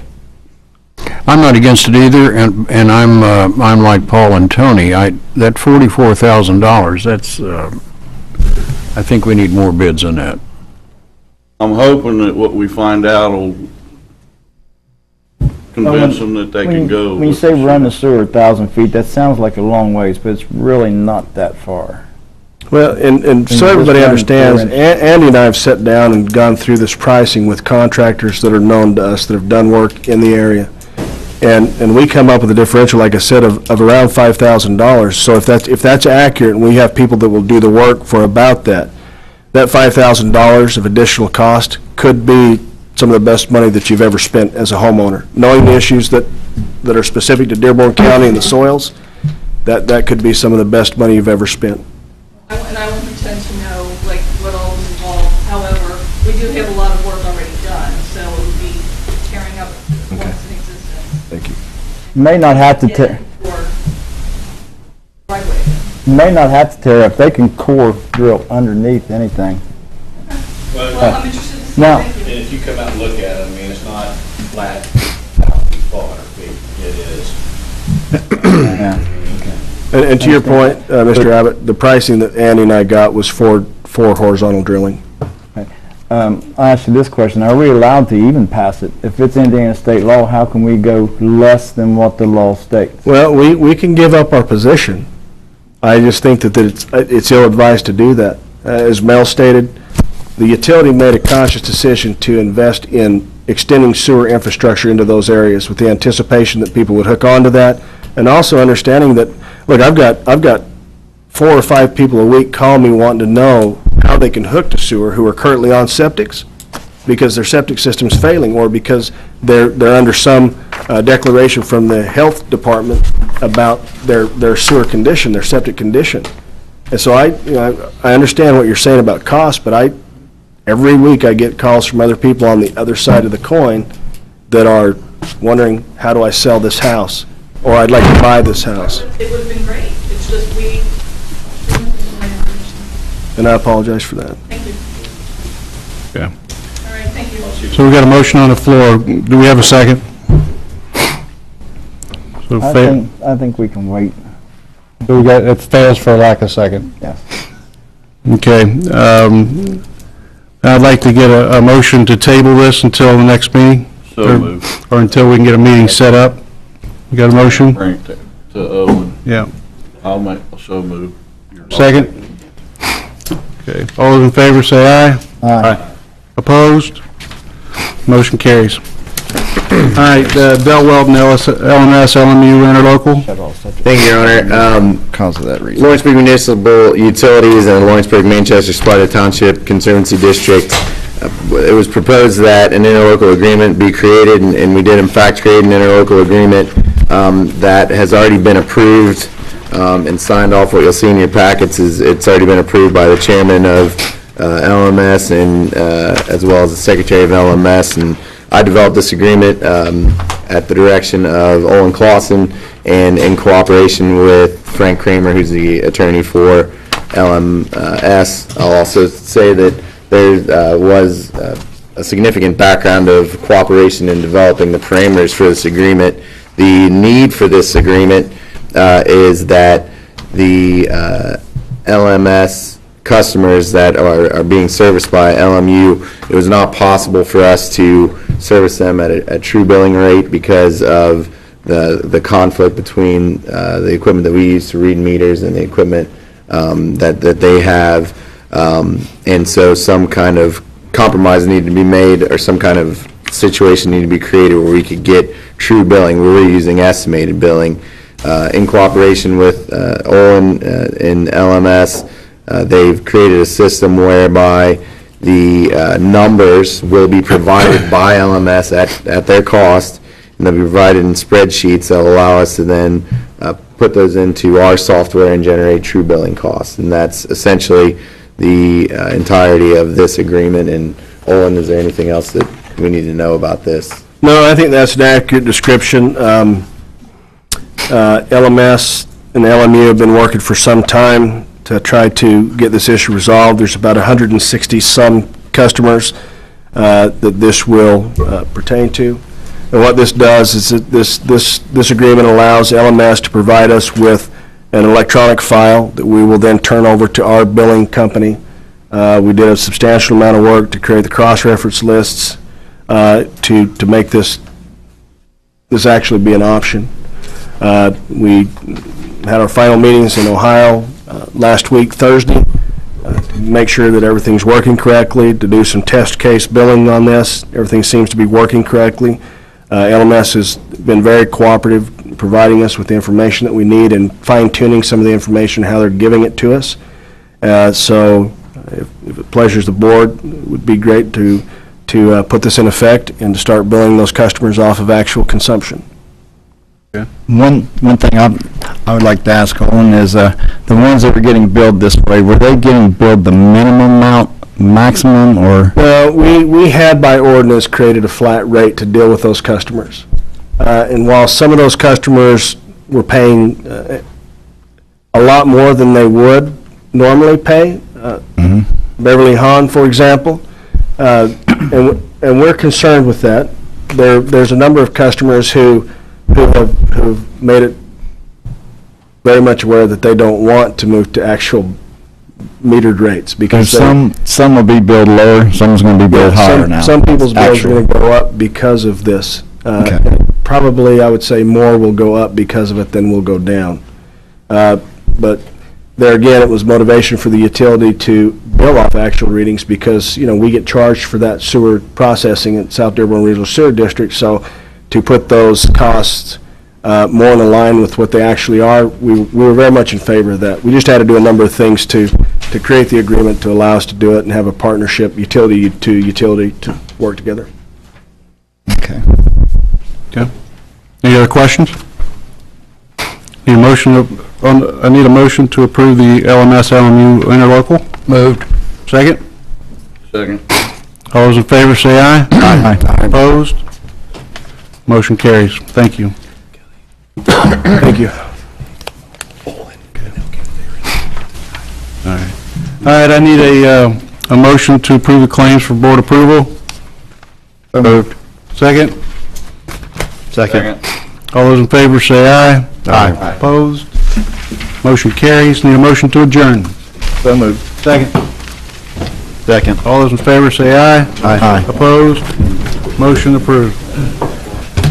Please rise, please, for the pledge.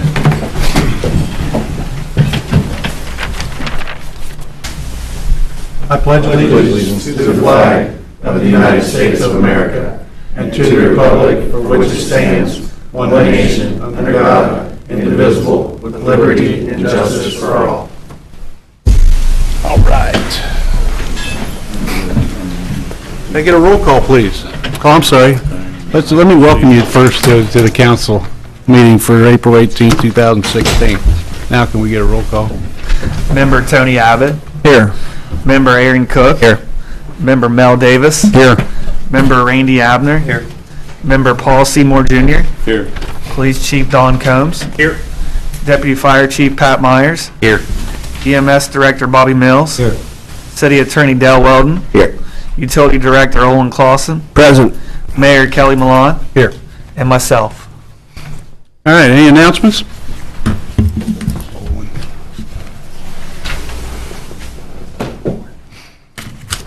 Okay. I need a motion to approve the minutes of the previous meeting. So moved. Second? Second. All those in favor say aye. Aye. Opposed? Motion carries. Committee reports, Deputy Fire Chief Pat Myers. Thank you, Mayor. The only thing I have is that, as like I shared in the Board of Works meeting, was we had all of our guys, I think we had a class of 13 to 15, complete the technical rescue awareness class that we hosted through the district this past weekend at our station. Okay. Police Chief Don Combs. Thank you, Mayor. Recently, I met with a representative for the new Friendship Bank located at UDF. They are planning their opening around the first part of June, and we had went over some protocols, bank alarm procedures, and things of that sort with them. As we meet with all the banks, usually in the springtime around this time, April, May, we go over everything with them. With alarms, just basically a refresher for all of them. we have good participation with all of the representatives, all the banks in the area here. Just wanted the council to know that. I'm getting ready to visit on Wednesday in Seymour, NDOT. They are doing a traffic study at Tanners Creek Drive and US 50. I'm not sure what it is all about. I've been invited Wednesday, which I'm going to attend in Seymour. So I've got some data prepared for them of how many accidents. I think it's going to be based on the accidents that we have there at that intersection.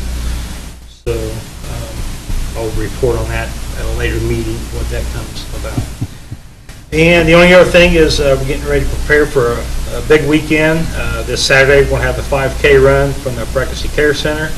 I met with a person today to do that. We're also having a Little League parade, and all is at about 9 and 10 a.m. So I believe the fire department's going to be assistance with us as well. So we'll have a busy weekend. It's all good. Good. Other than that, that's all we have. Lots of people downtown. Lots of people downtown. All right. EMS Director Bobby Mills. No, Mayor, just let council know that they should have the statistics report in front of them, and if I've left someone out, they can see me and I can give them. Okay. That's all I have. All right. All right, under new business, a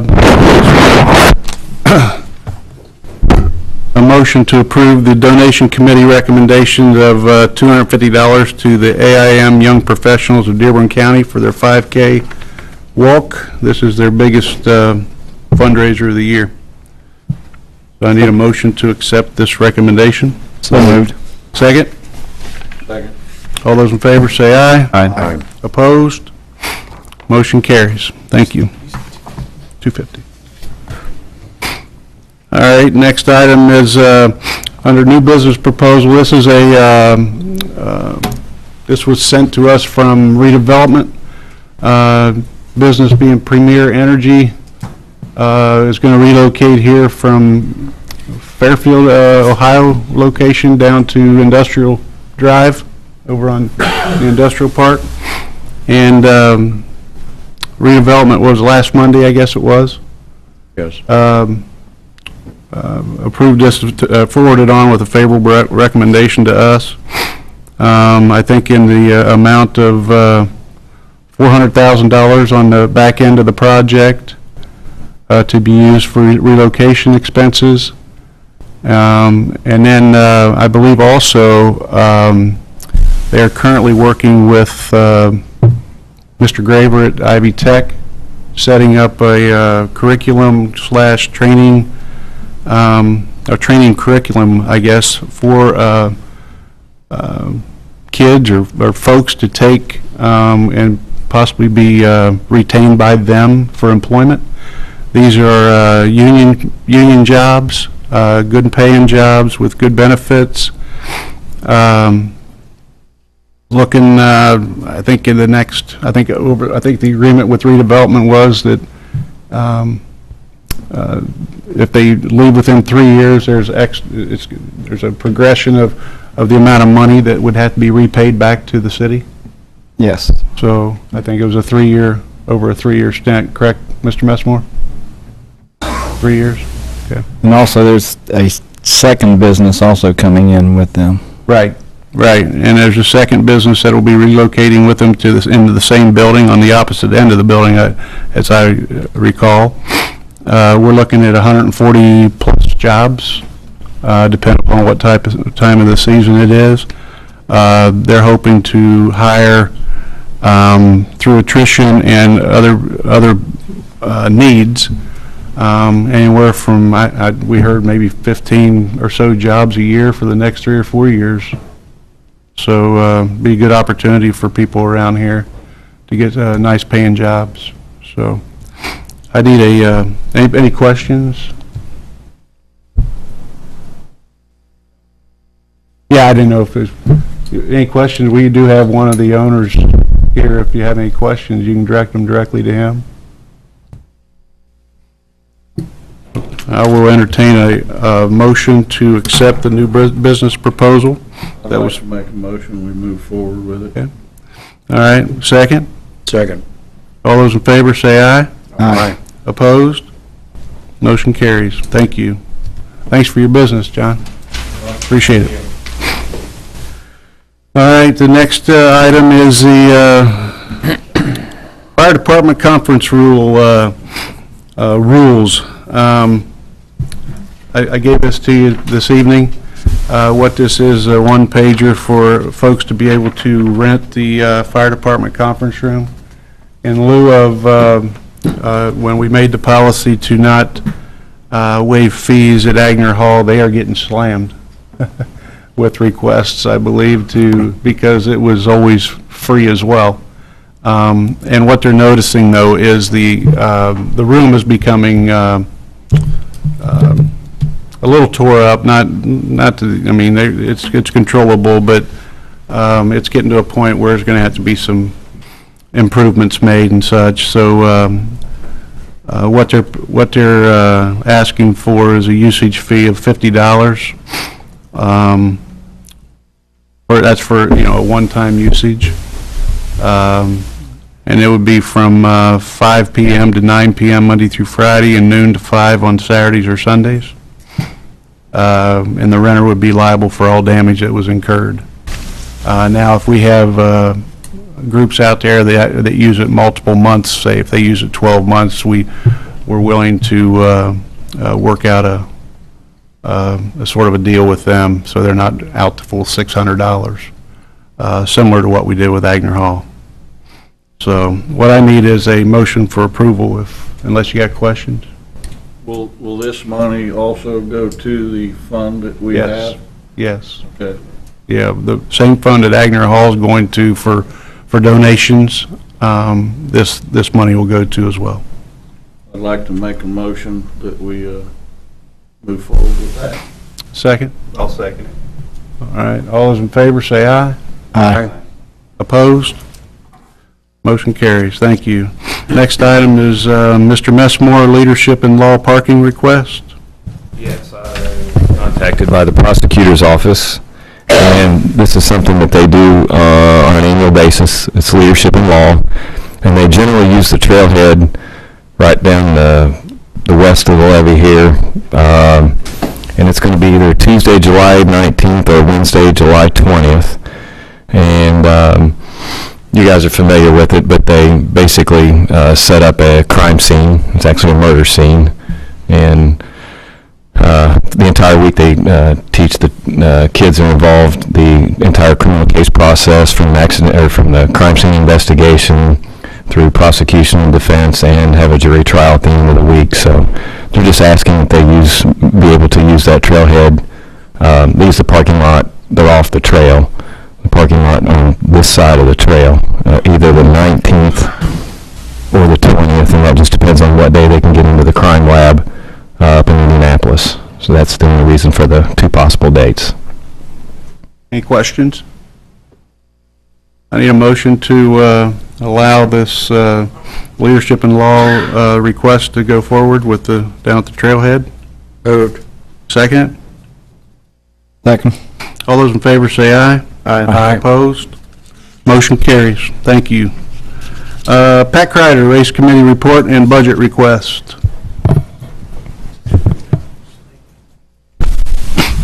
Good evening. I'm wearing a little different hat this evening.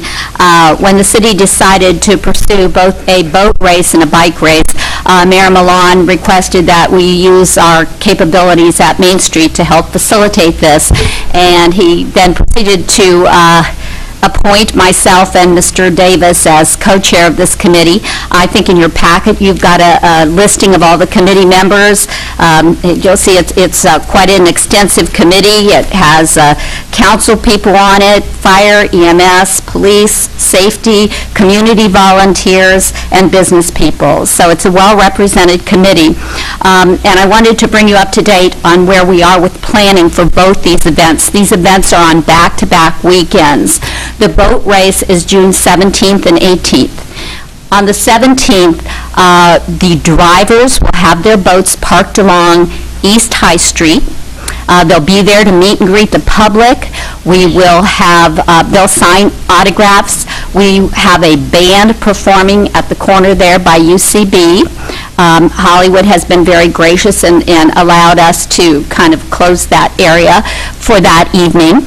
We'll also have food vendors, so it'll be a very nice evening out for families. The whole focus is a family-friendly event. So that's on the 17th. Then on the 18th, the boats will be racing in the afternoon, starting at about 1 o'clock. In the morning, there will be practice sessions.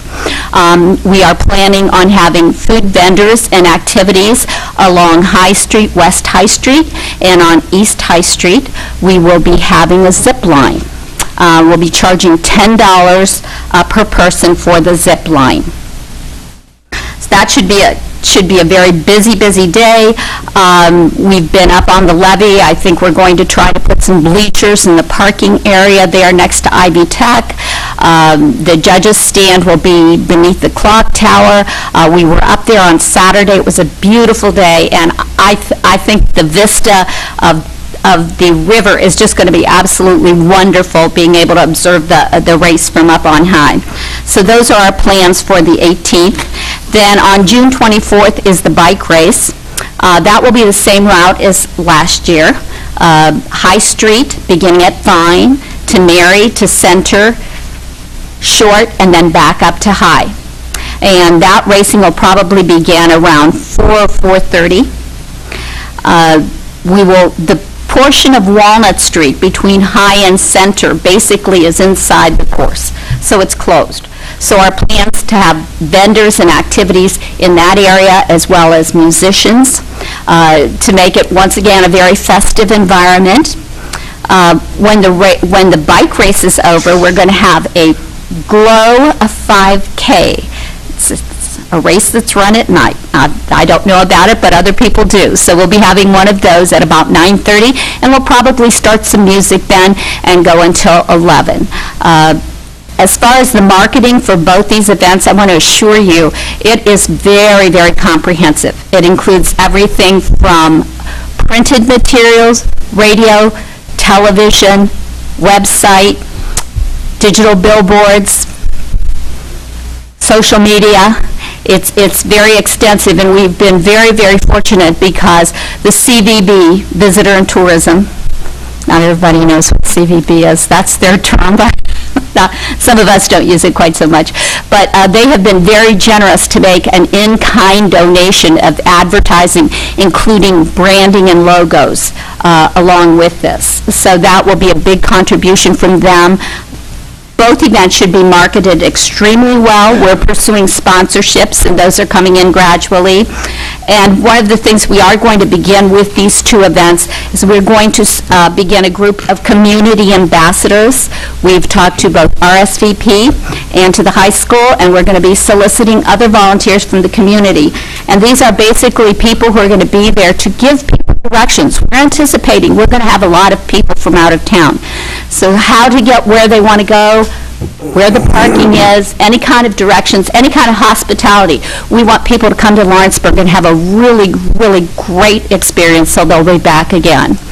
So what I have submitted to you is a budget with all the anticipated expenses for all of these activities.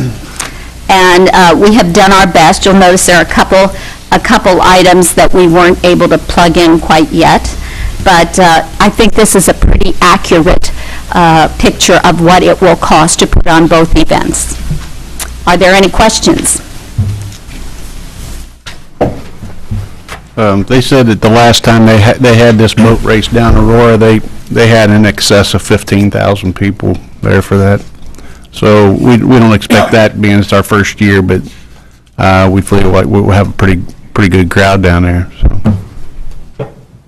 Everybody is very, very excited, and the committee that we have is doing a great job. Mr. Abden is heading up the safety subcommittee, and they're doing everything to make sure everyone is safe, in public and the participants. Any other questions for Pat?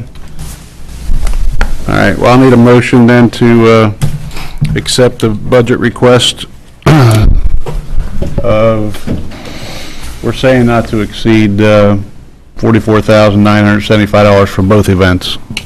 Yes. I'd like to make a motion that we move forward on this, and I'd like to ask one little thing also is after this is all done and said, could somebody come back in and track us on it and let us know how we did? And that way we can know what we got. I mean, I've heard it mentioned over the years that we were always gonna know what things cost. We're gonna do it. I'd like for you to come back and give us a report on it.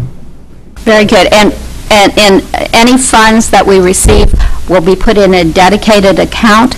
I will be able to give you an item-by-item account of where the money was spent, and if there is any money left over, it could always be rolled over if we choose to continue these events next year. That's more what I'm thinking about is just next year's cost. That way we know.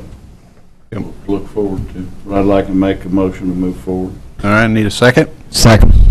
All those in favor say aye. Aye. Opposed? Motion carries. Thank you. The race committee thanks you. Yes. All right, Del Weldon, fire truck resolution. Thank you, Your Honor. Fire truck resolution is one that was presented for some discussion during Board of Works. And this is simply a resolution, and it's actually resolution number 2-2016. It's a resolution that tracks the statute that covers sale of fungible items or property and equipment between two municipalities. And there's also a statute that covers sale of property or donation of property exchanged to a volunteer fire department. So I'll read the resolution verbatim, and then if there are any questions, I'll be glad to answer them, and we can ask for some help from Assistant Chief Pat Myers if necessary. Resolution number 2-2016, sale of Lawrenceburg Fire Department equipment to Hogan Township Volunteer Fire Department. Whereas the City of Lawrenceburg Fire Department and Hogan Township Volunteer Fire Department wish to exchange a 1997 E1 pumper/tanker apparatus for $50,000 in currency, and whereas both the units in the exchange are statutorily created Indiana governmental entities, whereas the equipment shall be used for firefighting purposes, now therefore be resolved that the City of Lawrenceburg Fire Department and Hogan Township Volunteer Fire Department shall exchange a 1997 E1 pumper/tanker apparatus for $50,000 in currency. Good. All right, we got a resolution 2016. I need a motion for approval. Moved. Second? I'll second it. All those in favor say aye. Aye. Opposed? Motion carries. Thank you. Thank you, Your Honor. All right, next item, Dell, is the credit card ordinance. We may want just for discussion, I believe. Yes, sir, and the credit card ordinance was created because the ordinance that existed prior to the proposed language that the clerk treasurer and I have put forward was lacking in a few areas. One, it was statutorily lacking in regard to the State Board of Accounts. State Board of Accounts had some language that they wanted to see.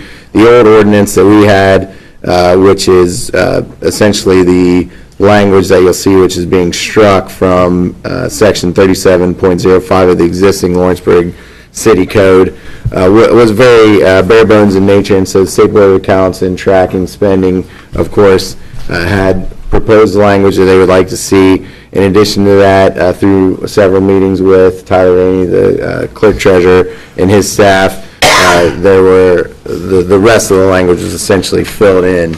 The language that you'll see in this proposed ordinance, first of all, in terms of procedure, it's titled an ordinance to amend Title III, Chapter 37 of the Lawrenceburg Code of Ordinances and repeal ordinance number 12-2009, just because there's already an existing code, Section 37 of Title III.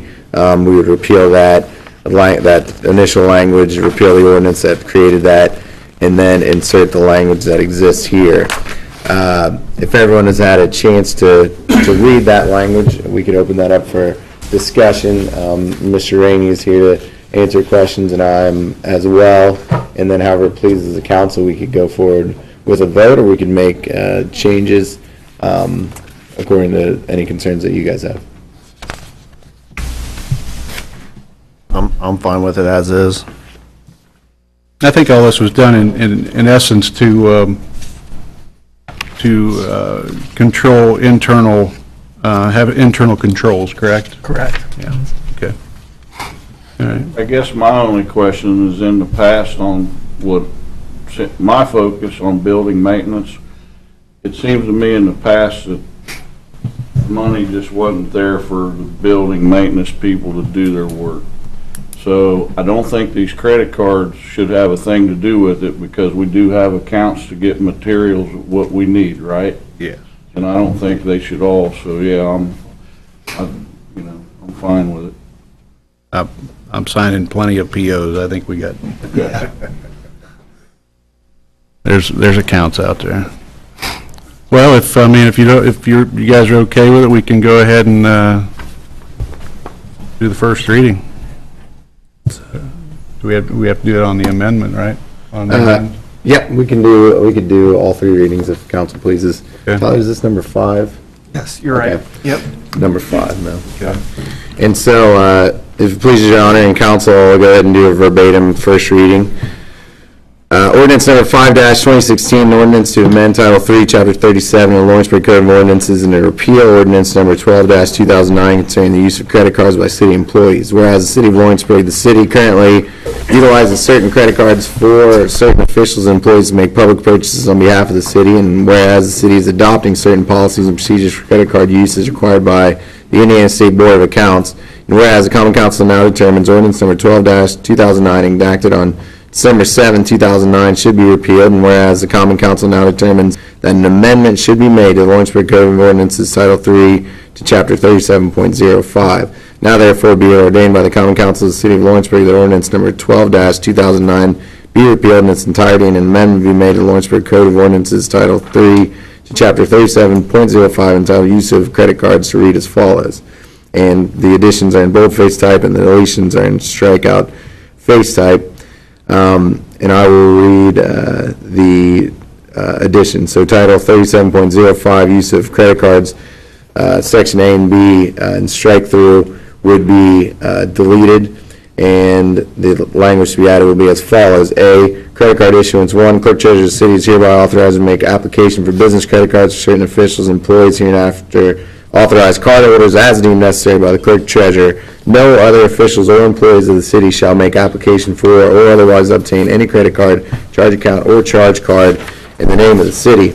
2, upon request by an officer or department head and for good cause shown, the clerk treasurer shall issue an appropriate credit card to the officer or department head for use. 3, when the purpose for which credit card has been issued has been accomplished, the card shall be returned to the custody of the clerk treasurer unless it is determined by the clerk treasurer that the officer or department head should maintain possession and control of the credit card. 4, an officer or department head may authorize an employee under his or her supervision to use a credit card for approved public purchases. 5, credit cards shall have a maximum credit limit of no more than $8,000. 6, clerk treasurer shall maintain an accounting system or log which will include the names of individuals requesting uses of credit cards, estimated amounts to be charged, the fund and account numbers to be charged, and date the card is issued and returned. 7, if the officer or department head maintains possession of the credit card, he or she shall maintain the above-mentioned accounting system subject to inspection and review by the clerk treasurer. B, card and account use and procedures. 1, within 72 hours of the use of credit card and the original receipt shall be returned to the party responsible for the possession and control of the credit card to be recorded in accounting for the card. 2, no credit card may be used to pay for private purchases or alcoholic beverages or to obtain cash advances.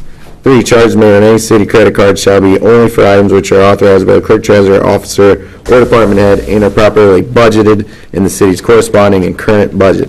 4, any employee who fails to provide an itemized receipt for a purchase shall be personally liable to the city for the full amount of such charge, as well as any associated finance charges caused by late payment. 5, credit cards shall not be used to bypass or avoid the accounting system of the city. Charges of the city credit cards shall be paid by the clerk treasurer's department only on the basis of original receipts and from appropriate budgeted funds, accounts, and line items pursuant to the claims procedures of the city.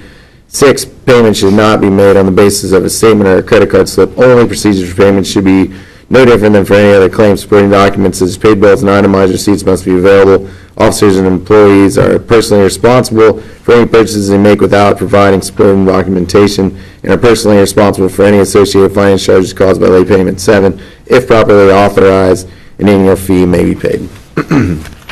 Okay. Need a motion to accept the first reading of ordinance number 5-2016. So move. Second? Second. All in favor, say aye. Aye. Opposed? Motion carries. I need a motion to suspend the rules and read ordinance number 5-2016 by title only. Move. Second? Second. All those in favor, say aye. Aye. Opposed? Motion carries. Please read ordinance number 5-2016 by title only, please. Thank you, Your Honor. Ordinance number 5-2016, an ordinance to amend Title 3, Chapter 37 of Lawrenceburg Code of Ordinances and to repeal ordinance number 12-2009 concerning the use of credit cards by city employees. All right. Need a motion to accept the second reading of ordinance number 5-2016. Moved. Second? Second. All those in favor say aye. Aye. Opposed? Motion carries. Need a motion to suspend the rules and have the third and final reading of ordinance number 5-2016 by title only. So moved. Second? Second. All those in favor say aye. Aye. Opposed? Motion carries. Please read the third and final reading of this ordinance. Thank you, Your Honor. Ordinance number 5-2016, an ordinance to amend Title 3, Chapter 37 of Lawrenceburg Code of Ordinances and to repeal ordinance number 12-2009 concerning the use of credit cards by city employees. All right, I need a motion to accept the third and final reading of ordinance number 5-2016. Moved. Second? Second. All those in favor say aye. Aye. Opposed? Motion carries. Thank you. Thank you, Your Honor. All right, the next item is golf cart ordinance. Your Honor, if it pleases the court, there was a golf cart ordinance that was passed by the prior administration. We were not, the golf cart ordinance was mentioned in the minutes, but only an amendment was able to be found. And so we were able to recreate the lost ordinance, and the language that you see in the ordinance that you see in your packet is just the language from that original ordinance that we would just ask to be passed again as ordinance number 6-2016. Again, this was an ordinance that has already been passed by prior council. We just needed to redo it all. I would say that in order to create this new ordinance that we do. All three readings? Yep. All right. Can I get a drink of water? Does it please the jury? Kelly, I got a question on it. Did you ask anybody about crossing 50? No, I did not. Can we ask Donnie? There was a question about golf carts going across 50, You cannot. not even at Front Street. Correct. The ordinance says crossing 50 at Front Street. And then, but the people from Greendale aren't allowed to drive on Ridge either, I don't think. Right, that's correct. So I don't know if this needs to be, you know, if we can't do it, we can't do it. We better not say that in it, that's for sure. It gets them within the state as well. I mean, it's state highway. Okay.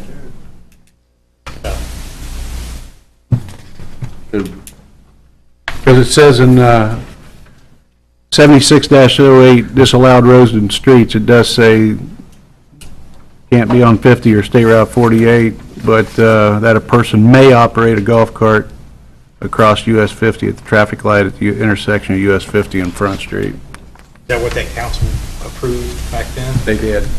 And that's the language, Donnie, from the Greendale statute. The prior council just took the Greendale statute and copied it exactly. So if this needs to be changed, I can make those changes. I think we need to get a hold of somebody from the state in order to be able to cross that state highway. Well, I mean, I know we could. Can we get a motion to table this then? I think we ought to table it until. Moved.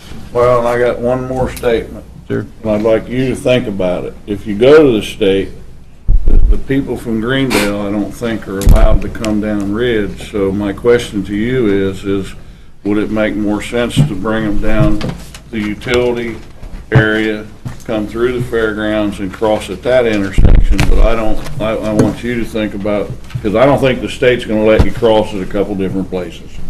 So which one would be the best? And I think you guys, being safety experts, would know that. They may not let you might be cross neither one anywhere. of them. They may not let you cross 50, period. That is exactly right. They won't, because they're not licensed, so they're not going to allow you on the highway, even to cross. Yeah, that's what I thought, but it was in the ordinance, so we... Yep. Well then, okay, let's get a motion to table this. You already have a motion. Who said, did you motion? Okay, second? Second. All those in favor say aye. Aye. Opposed? Motion carries. We'll table that then. Thank you, guys.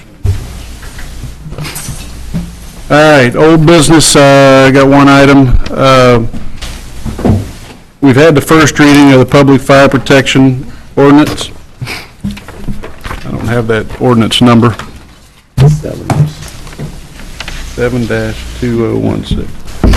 All right, what I'd like to do is then suspend the rules and read the second reading by title only. I need a motion to do that. Moved. Second? Second. All those in favor say aye. Aye. Opposed? Motion carries. Could we get the ordinance read by title only, Mr. Weldon? Yes, sir. Ordinance number 7-2016, an ordinance to change the method of recovering the costs of providing water for public fire protection purposes. Okay.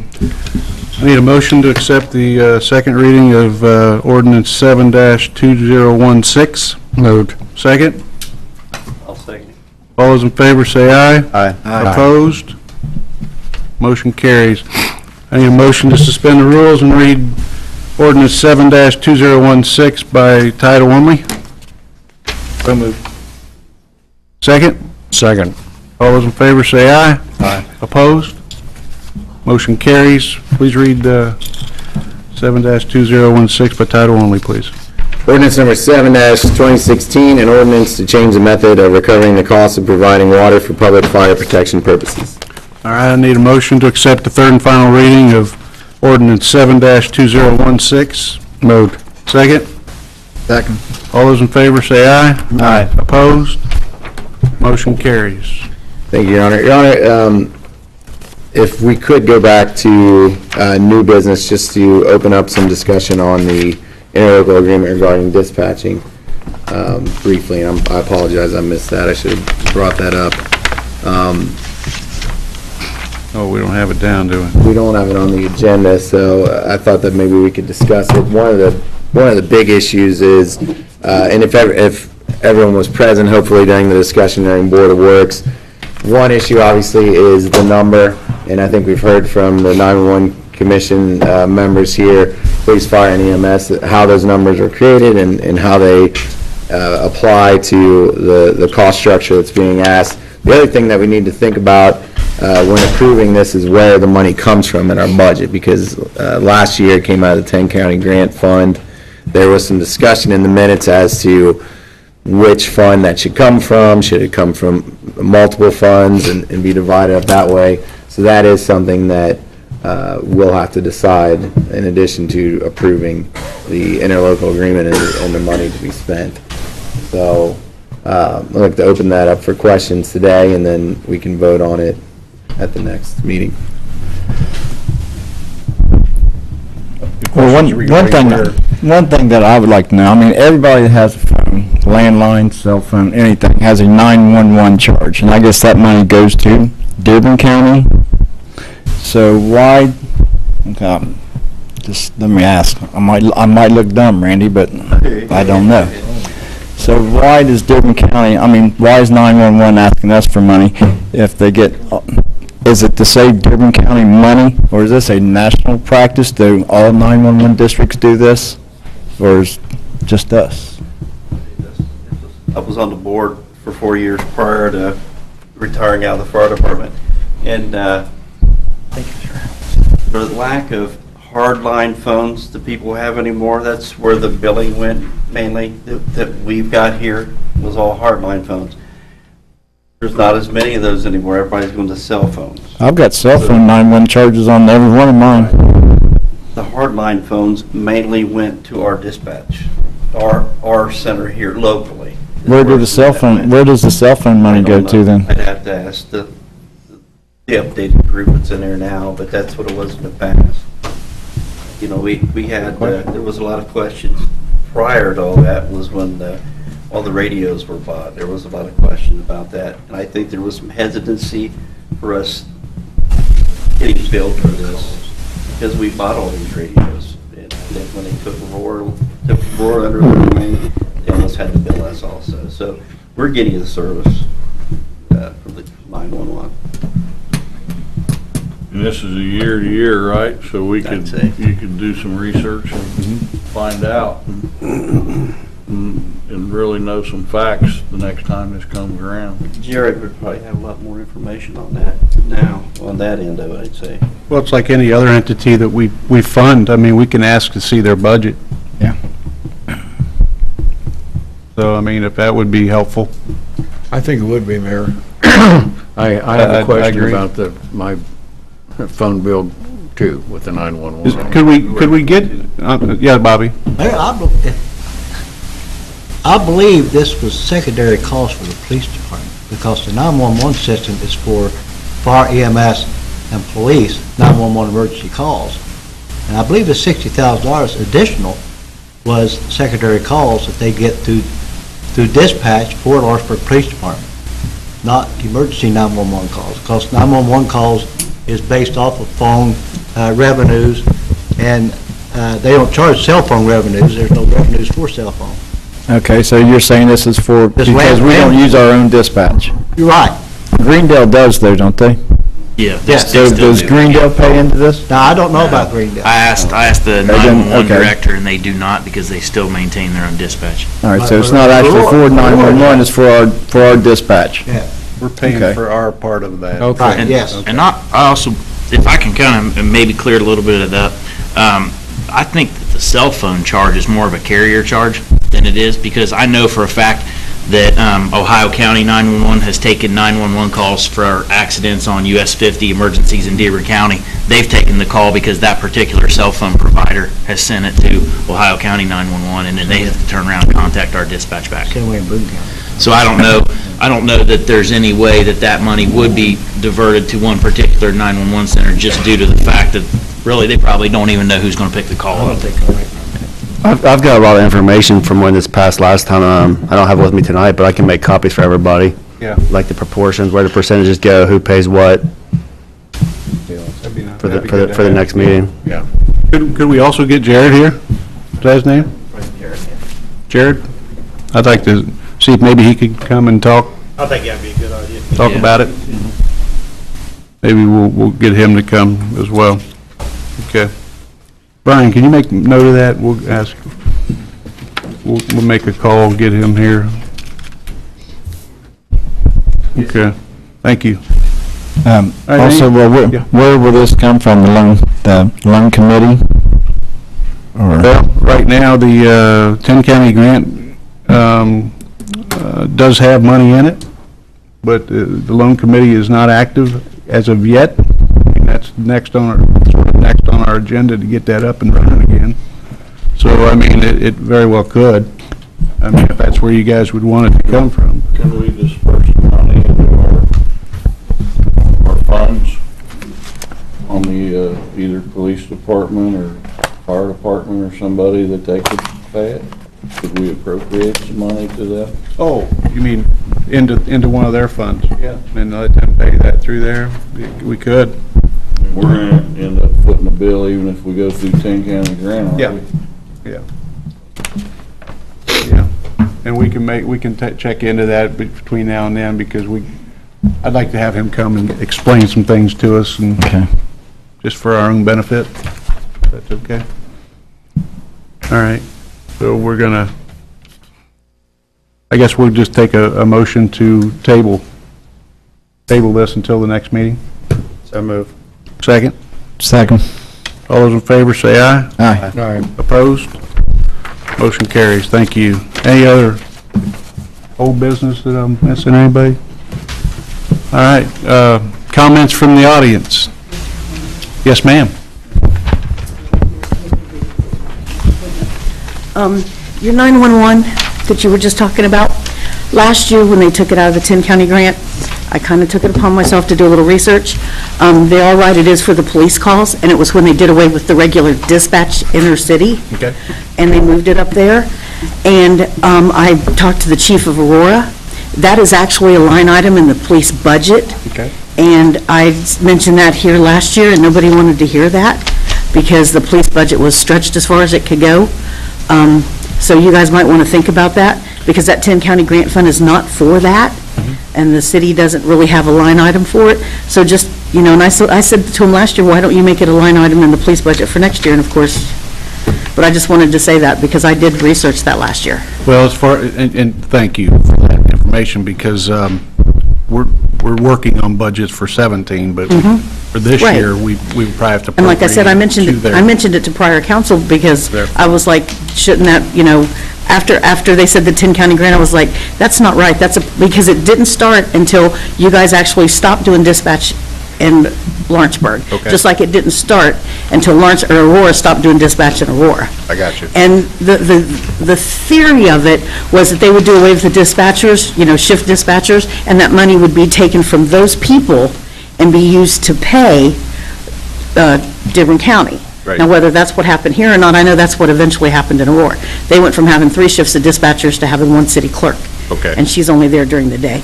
I mean, that was the research I found. Good research. Sorry. Thanks, Pam. Anybody else? Yes, Mario. You may remind everybody of the balloon launch? Yes, Friday at 6 o'clock, I believe, is when it starts, down here at the clock tower, is the Lauren Hill balloon launch, and I think they'll be launching balloons at 7:22, if I'm not mistaken. So hopefully we'll see everyone down there. I know LPS or whatever has their fall festival as well, so people can go there first and come on down here, but thank you. Any other comments from the audience? All right, how about a motion to approve the claims?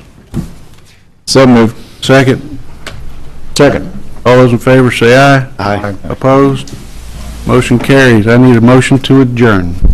So moved. You sure? Second? Second. All those in favor say aye. Aye. Opposed? Thank you for coming. Tomorrow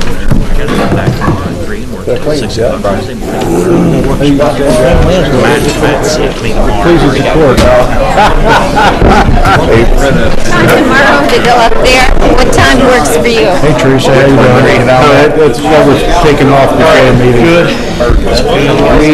And I appreciate your help with that, Joe, and